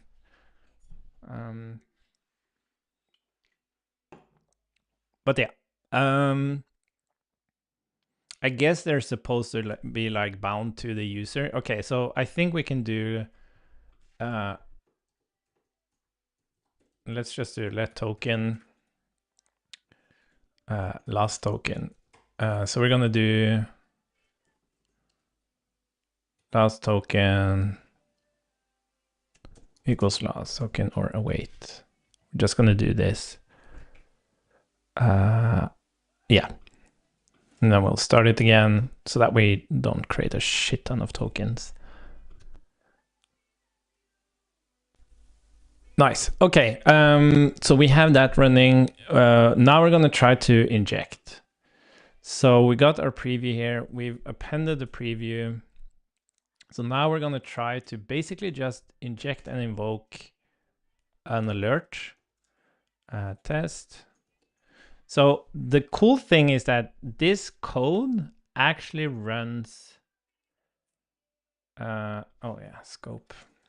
Yeah, so what's really cool here is I can say this is all injected. The function is injected and the scope is injected. So if I say message hello world here, I can go in here and I can go and grab the scope, and then I can like alert scope.message. So we're shoving all of this, stringifying it, sending it into the preview, and then in theory, we should be able to get the alert. Oh, wait a minute. I don't think alerts actually run. Let's do a console log. I don't think alerts actually run when you inject them, if I remember correctly. Or we're just not injecting and invoking yet because it's not been. Let's do preview. Yeah, it's not running yet. So on status change, I think maybe that's the problem. Let's do an alert. But I think I've been hurt by this before. Status connected, then we can inject. Sometimes these auto suggestions are very annoying. Oh, look at that. We got it. Hello world. Awesome. It works. That's really, really cool. Boop. And the cool thing is, if I had typed some messages to this, oh, look at that. We should export these types. If I had, what you call it?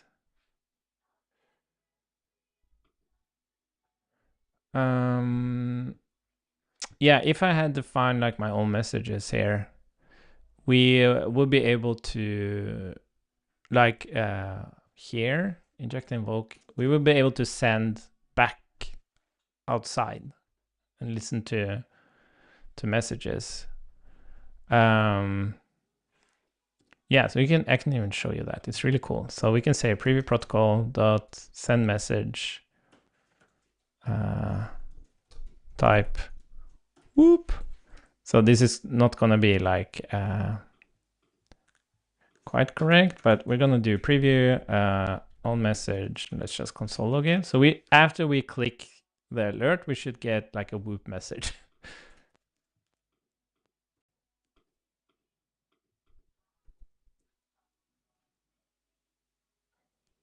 Oh, interesting. To dev tool. Oh, do we have React running here? Okay, we can, oh, interesting. Okay, we're gonna hide those messages. There we got whoop. Oh, inject success. Okay, there's certain, oh, interesting. Okay, so we're definitely gonna filter out some messages.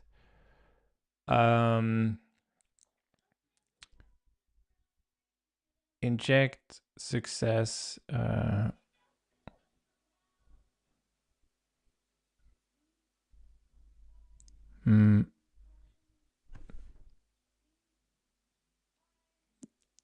I wonder why it comes out twice.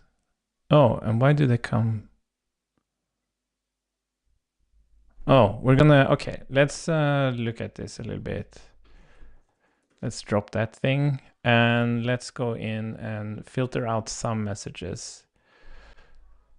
So where do we have the preview? So we have, that's fine. If message.type equals, what was it? Inject, or starts with,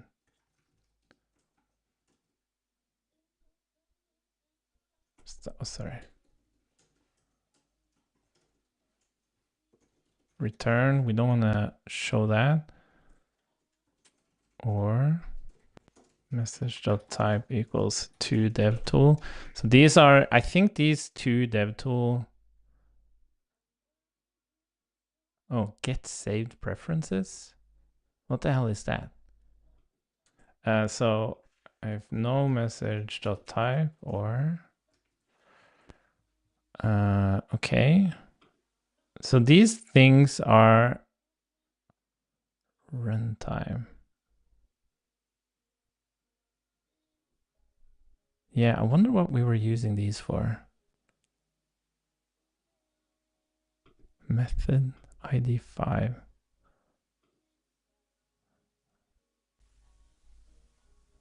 Yeah, okay, but we're gonna filter those out.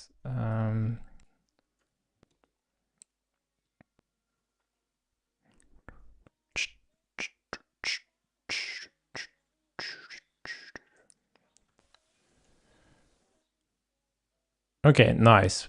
But why are we getting 2 events? That's a big question. So I'm wondering if, are we actually injecting something we shouldn't?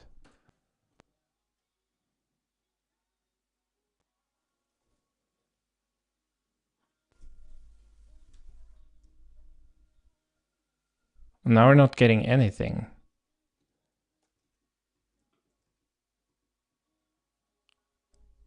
Oh, wait a minute. On preview load.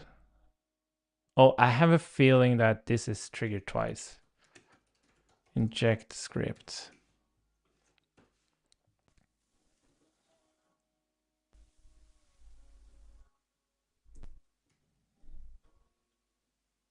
No, it's not. That's weird. Why are we getting two of them?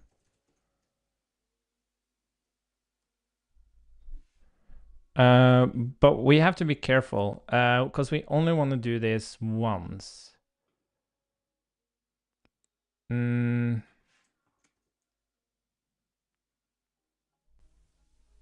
we don't. We have to inject it every time. Sorry. Of course we do. Yeah, but why are we getting that thing twice?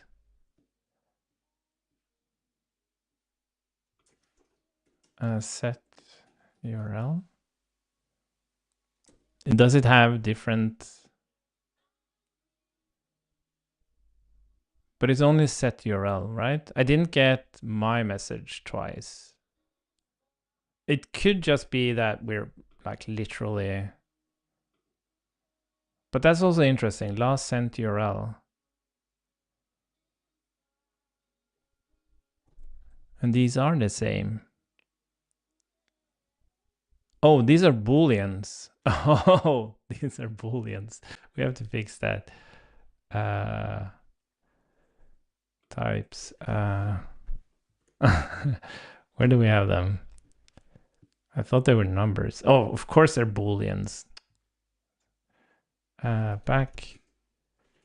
Oh, here they are boolean. Oh, okay, so they're fixed. But this makes me think that it's running twice. And the question is why?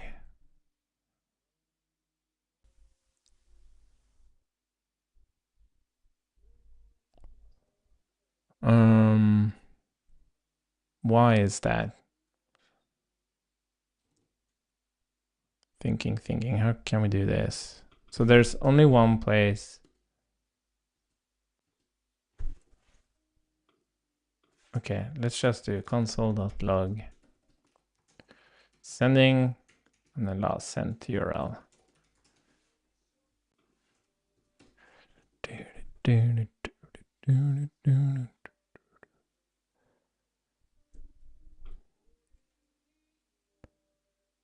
Oh, look at that.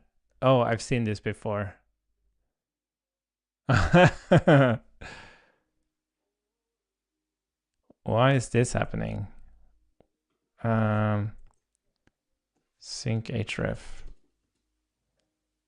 Oh, yeah, I remember this. That's pretty rough running it on request animation frame though. Well, I guess not. But okay, fine. Sending and the. Oh, so that's coming from somewhere else. Where's that coming from?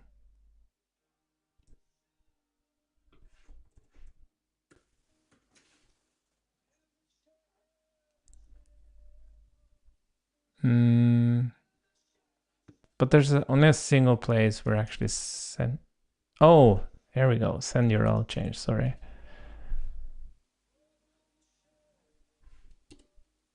Oh, so I guess we don't really want to. Oh, I think we have something weird going on here because we're using our request animation frame to sync the URL. Oops. So why do we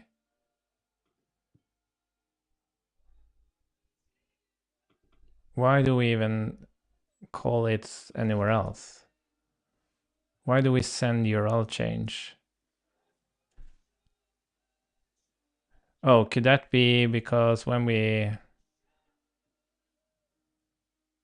Wait, I'm confused by what we're doing here. Yeah, we're doing the same thing. Yeah, this doesn't make any sense. Why are we sending this?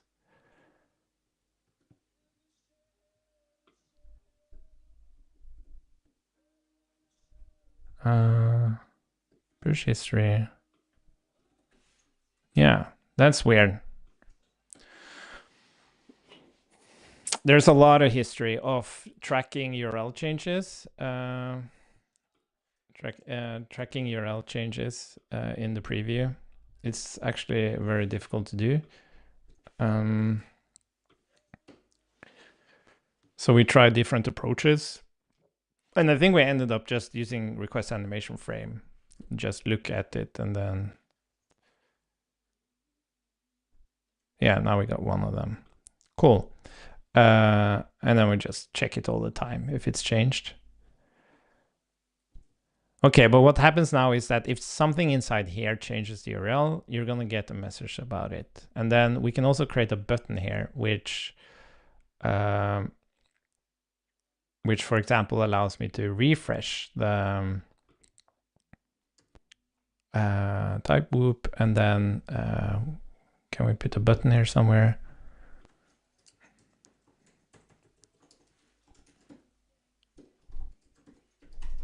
Hello, preview. Button on click. Oh yeah, let's see. Let's create a preview ref as well. Preview ref. Preview. Oh yeah, and let's expose those types.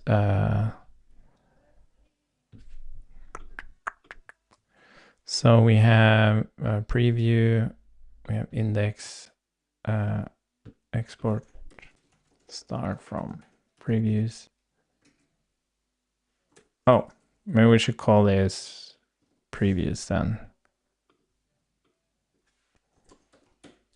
Cool. Why are you complaining now? Oh. But that's fine. You can still be a preview. Okay. Let's build that. Let's see if that fixes it.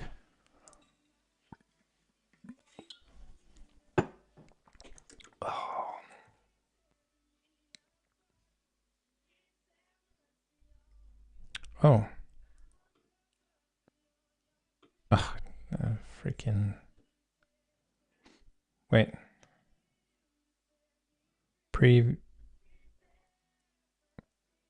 Wait, is it the damn previous preview? Why is this failing?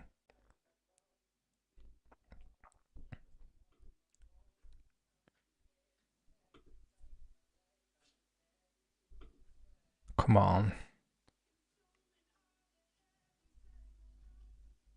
Differs from... Yeah. But why does this pop up here?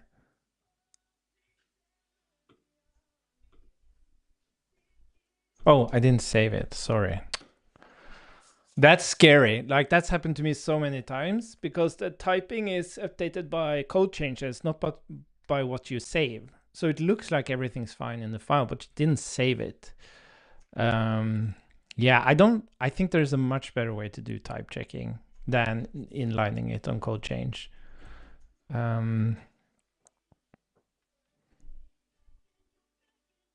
Let's see. So this is going to be preview. Oh, and then, yeah, this is a thing I'm wondering about. So when we connect to Sandbox, you should really also get all the types. Yeah, by the way, this should be WebSocket session.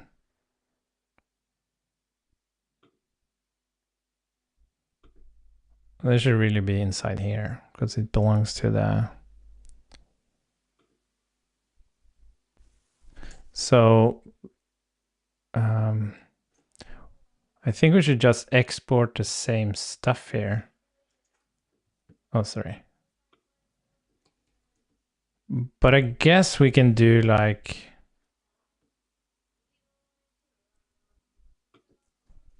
Yeah, so export star from...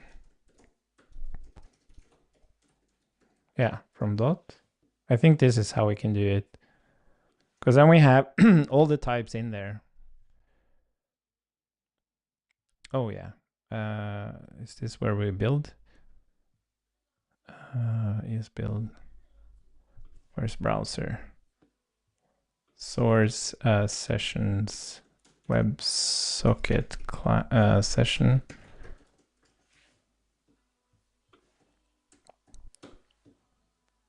Oh, do we have two of them? Of course we do. Sessions WebSocket session browser.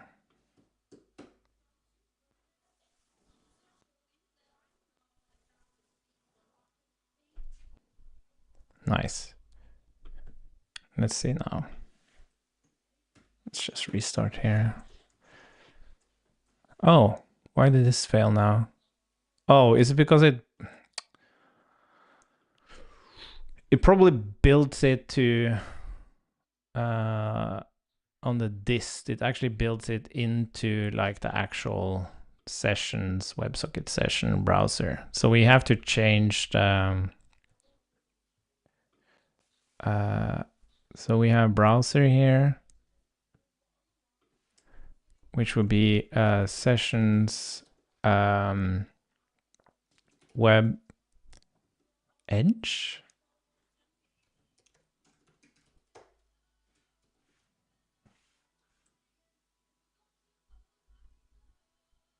Index?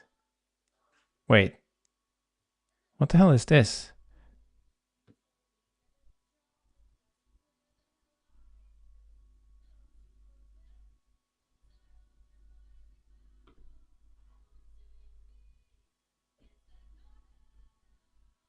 Index.edge? Oh, wait a minute, this is something else. What's this thing? Oh. Okay, let me not do anything about that. Sorry. So this is yeah, so now okay, it builds the types in sessions WebSocket session browser, but it still builds the browser JS file to that thing. Yeah, so I guess it was just that thing. I think I can just save that and then it should work. Yeah. Okay, so now what the fuck? Oh, I don't think I'm actually exporting preview from previews index. Yeah, export preview from /preview. Again.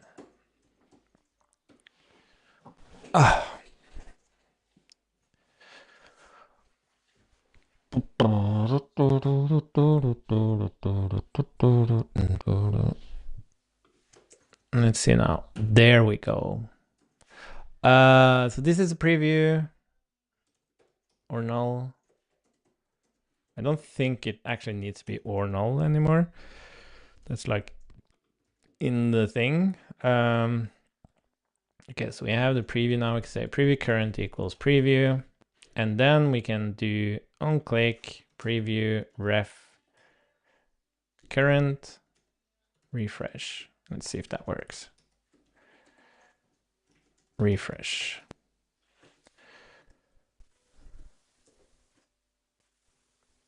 Oh. Okay, hello world. Refresh. Hey, and it reloads. Awesome. This is great. This is working. So now we can actually document that. We're gonna list the actual changes we made since the last release. And then we're gonna update our users of the SDK with these updates. And then I'm gonna take a break, eat some lunch. I'm gonna write up all the feature requests and highlight some things I wanna focus on. And then after lunch, I would love to do that thing with the dev tools. Yeah, it itches so badly that kind of have to do it, and we can't really get that snapshot thing in until we have it in the API. So, because it's a small change for the client, so we don't have to do that. Okay, so git add previews.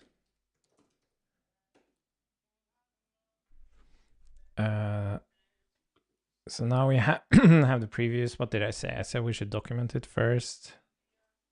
So this will be the docs. How do we run the thing? That's a pm dev project. Was that the thing? And this is running on 3000.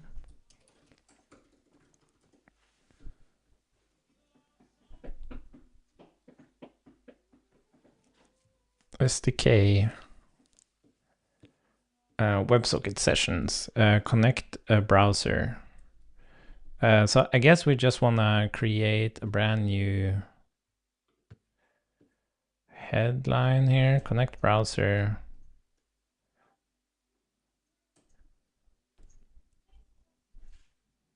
Yeah, it's interesting how we have preview tokens up here, but this is really the general thing for sandboxes. And then we have previews. So let's create a file called previews mdx, and let's take inspiration from something not too tricky. Let's just take ports. Oh, that had a lot of stuff. Well, let's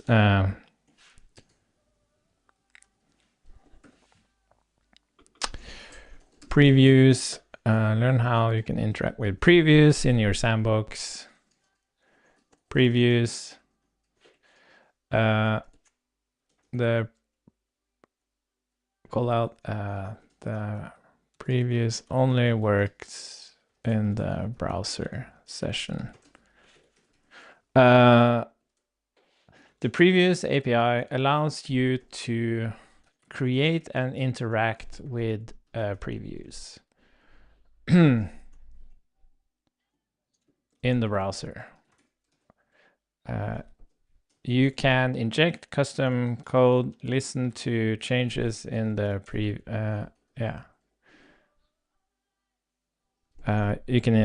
you can navigate, listen to messages, and even inject a custom code into the preview.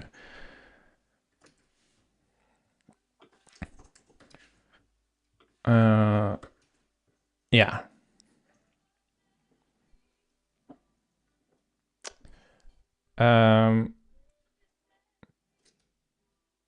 Create a preview. Yeah, I guess we don't really. So session equals connect to sandbox browser session.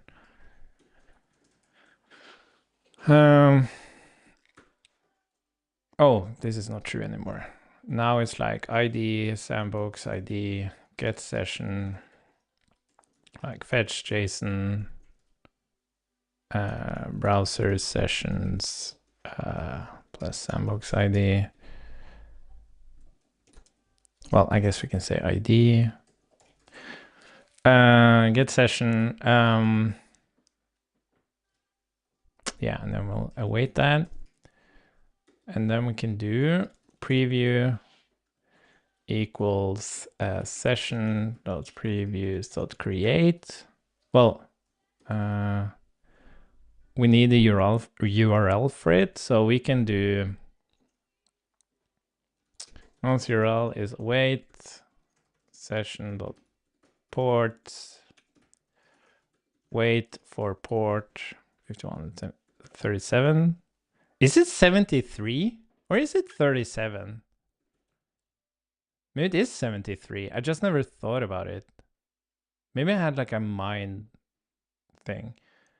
Anyways, port https plus port.url. This is so cool. And then you do preview, append. Oh, sorry. Document query selector, preview container, append preview.iframe.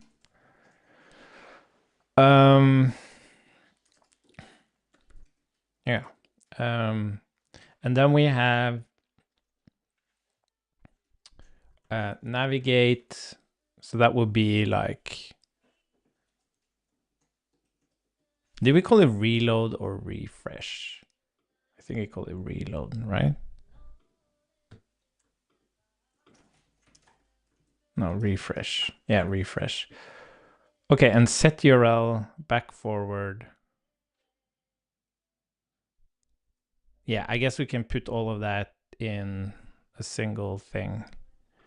And navigate.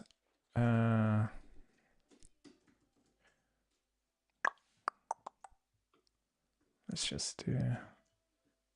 Yeah, I guess we can just do preview.set URL.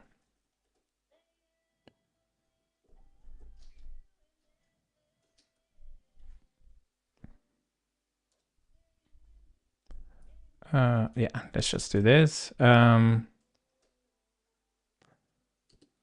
Preview.back. The thing is, you should get information about if you can go back and forward. Preview.forward. Because that's nice. We use that in the UI too. If you have your custom like back and forward buttons, we allow you to kind of disable them if you can't move backward or forward. Preview.refresh. It's kind of weird to call it refresh. Let's call it reload. We're going to change that. And then we're going to actually expose the URL state. Preview dot.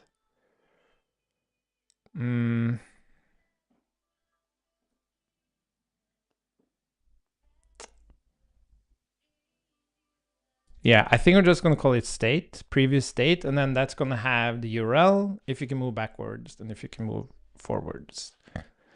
Preview.state URL, preview.state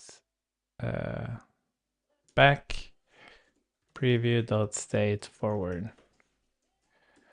Current URL, if you can move backwards, or not move, but navigate.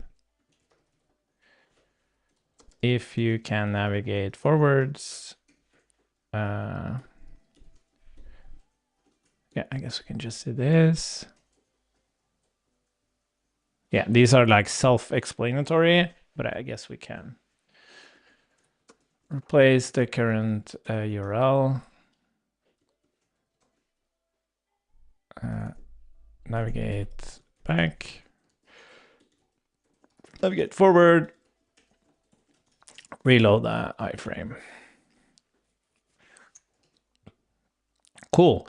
That's it. And then we have inject and invoke. You can inject any code into the preview. This is useful if you want to insert a custom UI, background, processes, etc.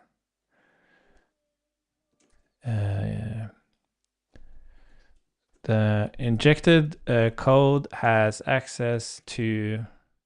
Oh, I want to do a wrap, toggle word wrap.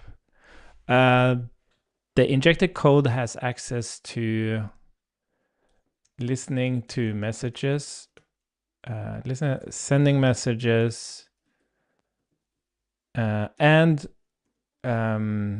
any variables scope you send to the injected code.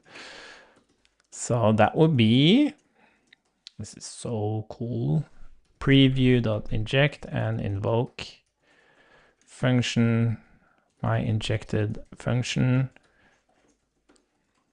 And the cool thing is this is actually preview protocol, preview window and scope.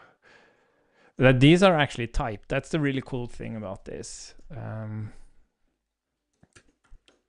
Message, hello world, alert, scope.message, preview protocol, send message, type. Oh, we need to, I guess we need to put the typing there. Alerted. And I guess we would do preview dot, was it on message? I guess we can put that up here.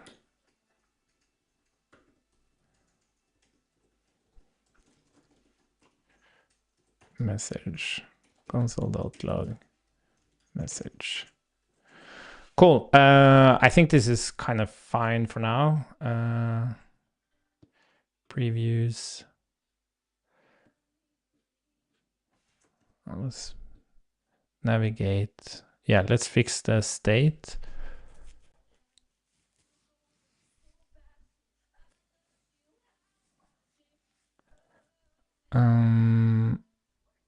Cool. That's fine, that's fine, that's fine. Okay, let's go in and implement the state and then we're done.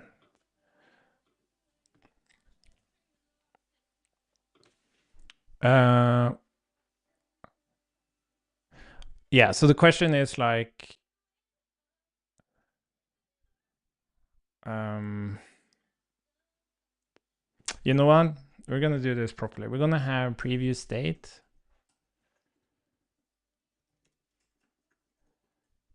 And we're gonna have a change listener for that. And then we're gonna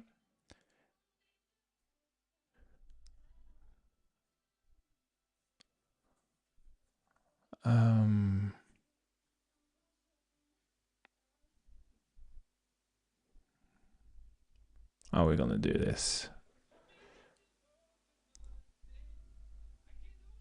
I wonder why we have this preview status, because we had like, it did send us a message, right, when it was connected.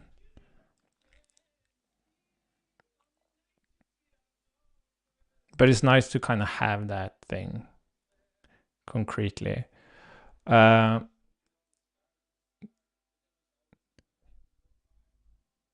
The thing about this state is that, do you want to listen to it? And that makes it weird to have a status and a state. Yeah, of course you want to listen to the state so that you can update the buttons. But it's also interesting how we have this set URL. Yeah, you know what? We're not going to do this. We're rather going to say in the docs, we're going to talk about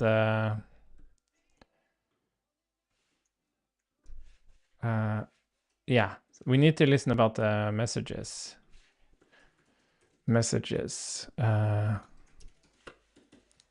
You can listen to messages from the preview. So let's just do preview.onMessage. And then we just say message and then switch message.type. And then we just say case, set URL. And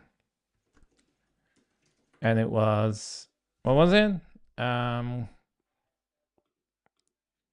We had these base message from preview, which was set URL. Yeah, sorry. And we're going to change it to reload. Even though that's a refresh message, we don't care. So it was reload, preview unloading, and set URL. Those are the only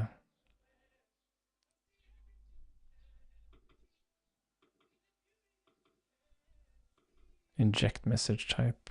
Yeah. Okay. So that's set URL, reload, and preview unloading. Okay.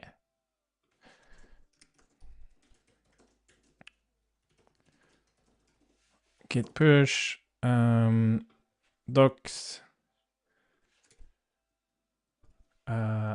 message.url, what was it?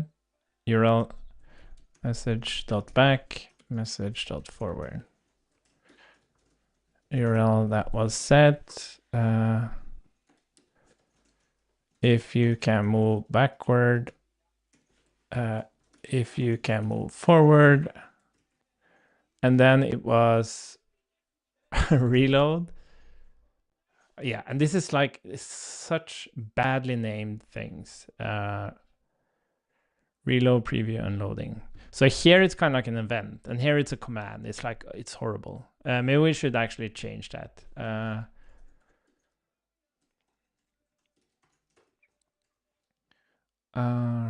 If preview reloaded, and then it was, oh, for fuck's sake, preview unloading.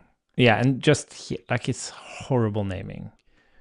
But let's do this for now. Preview unloading. Preview will unload.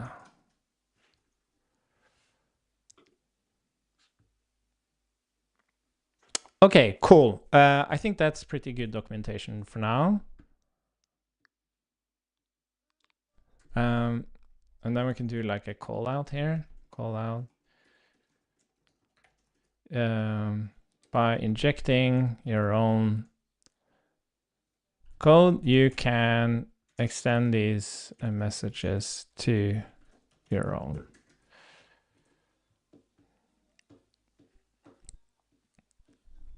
Okay, cool. This is awesome. Let's do git status, git and update. By the way, I'm just gonna check. Okay, so now we're gonna list all the changes we made. Let's see, SDK. So new release. Let's look at the commits. So this was yesterday, right?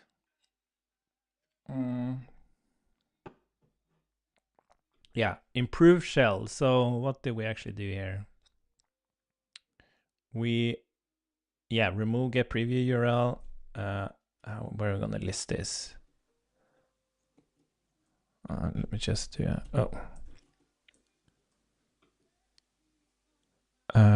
just write a note on this. So expose type on shell.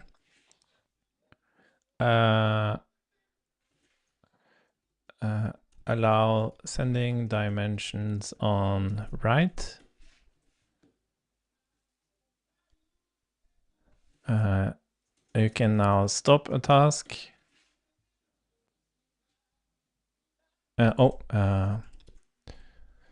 Use run to send input and execute on a shell.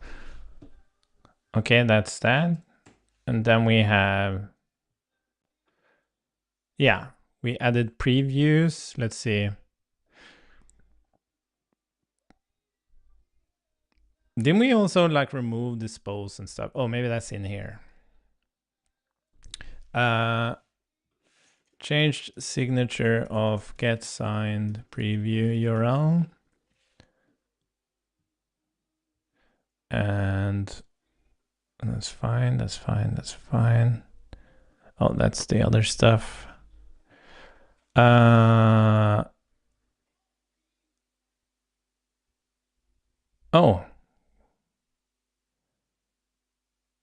Isn't this released? Didn't I publish this? Package JSON.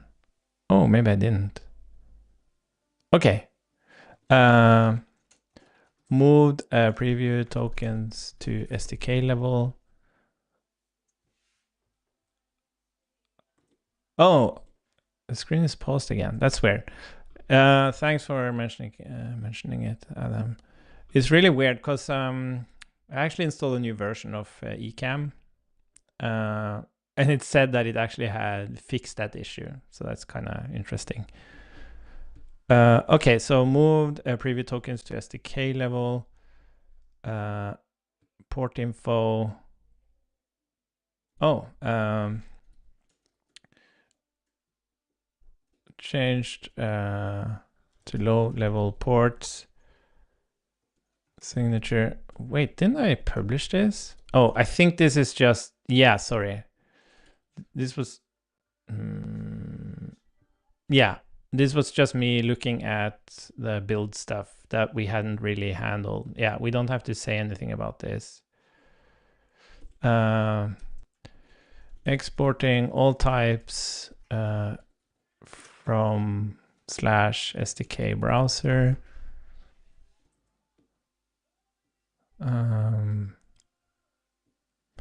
Cleaned up interface, removing disposable. Well, added previews API. Note only works with localhost 4000 for now. Blah, blah, blah, blah, blah. What else did I do? That was just a bunch of disposable stuff. Previous script, fine. Types for that previous script.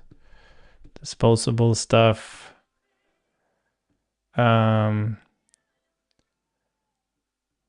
Tasks. Yeah, remove my logs.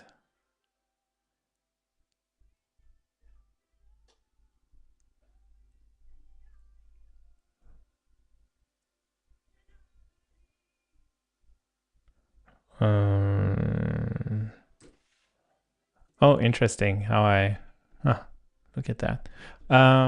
Okay, I think that's about it. Like, this isn't like super serious release flows yet, so I think that's fine. Okay, so let's go ahead and did I push? Okay, git commit updated docs, push, and then we're gonna do git status. We're good. Let's bump it to the next one, which is 5, and then do an npm publish. Did I build it?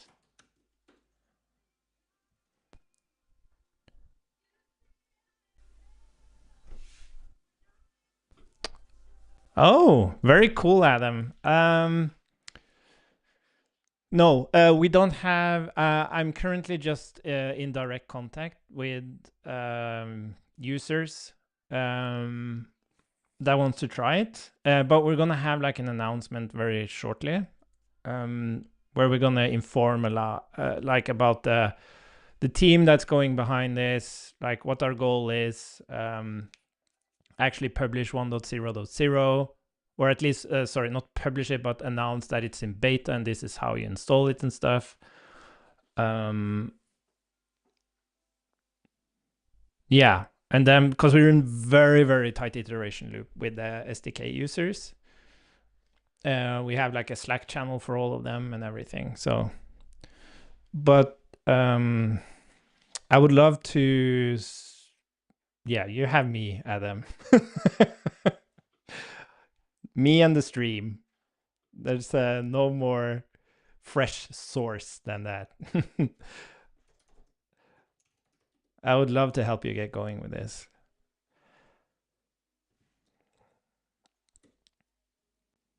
Let's see. Yeah, let me put on my watchy watch. 9142.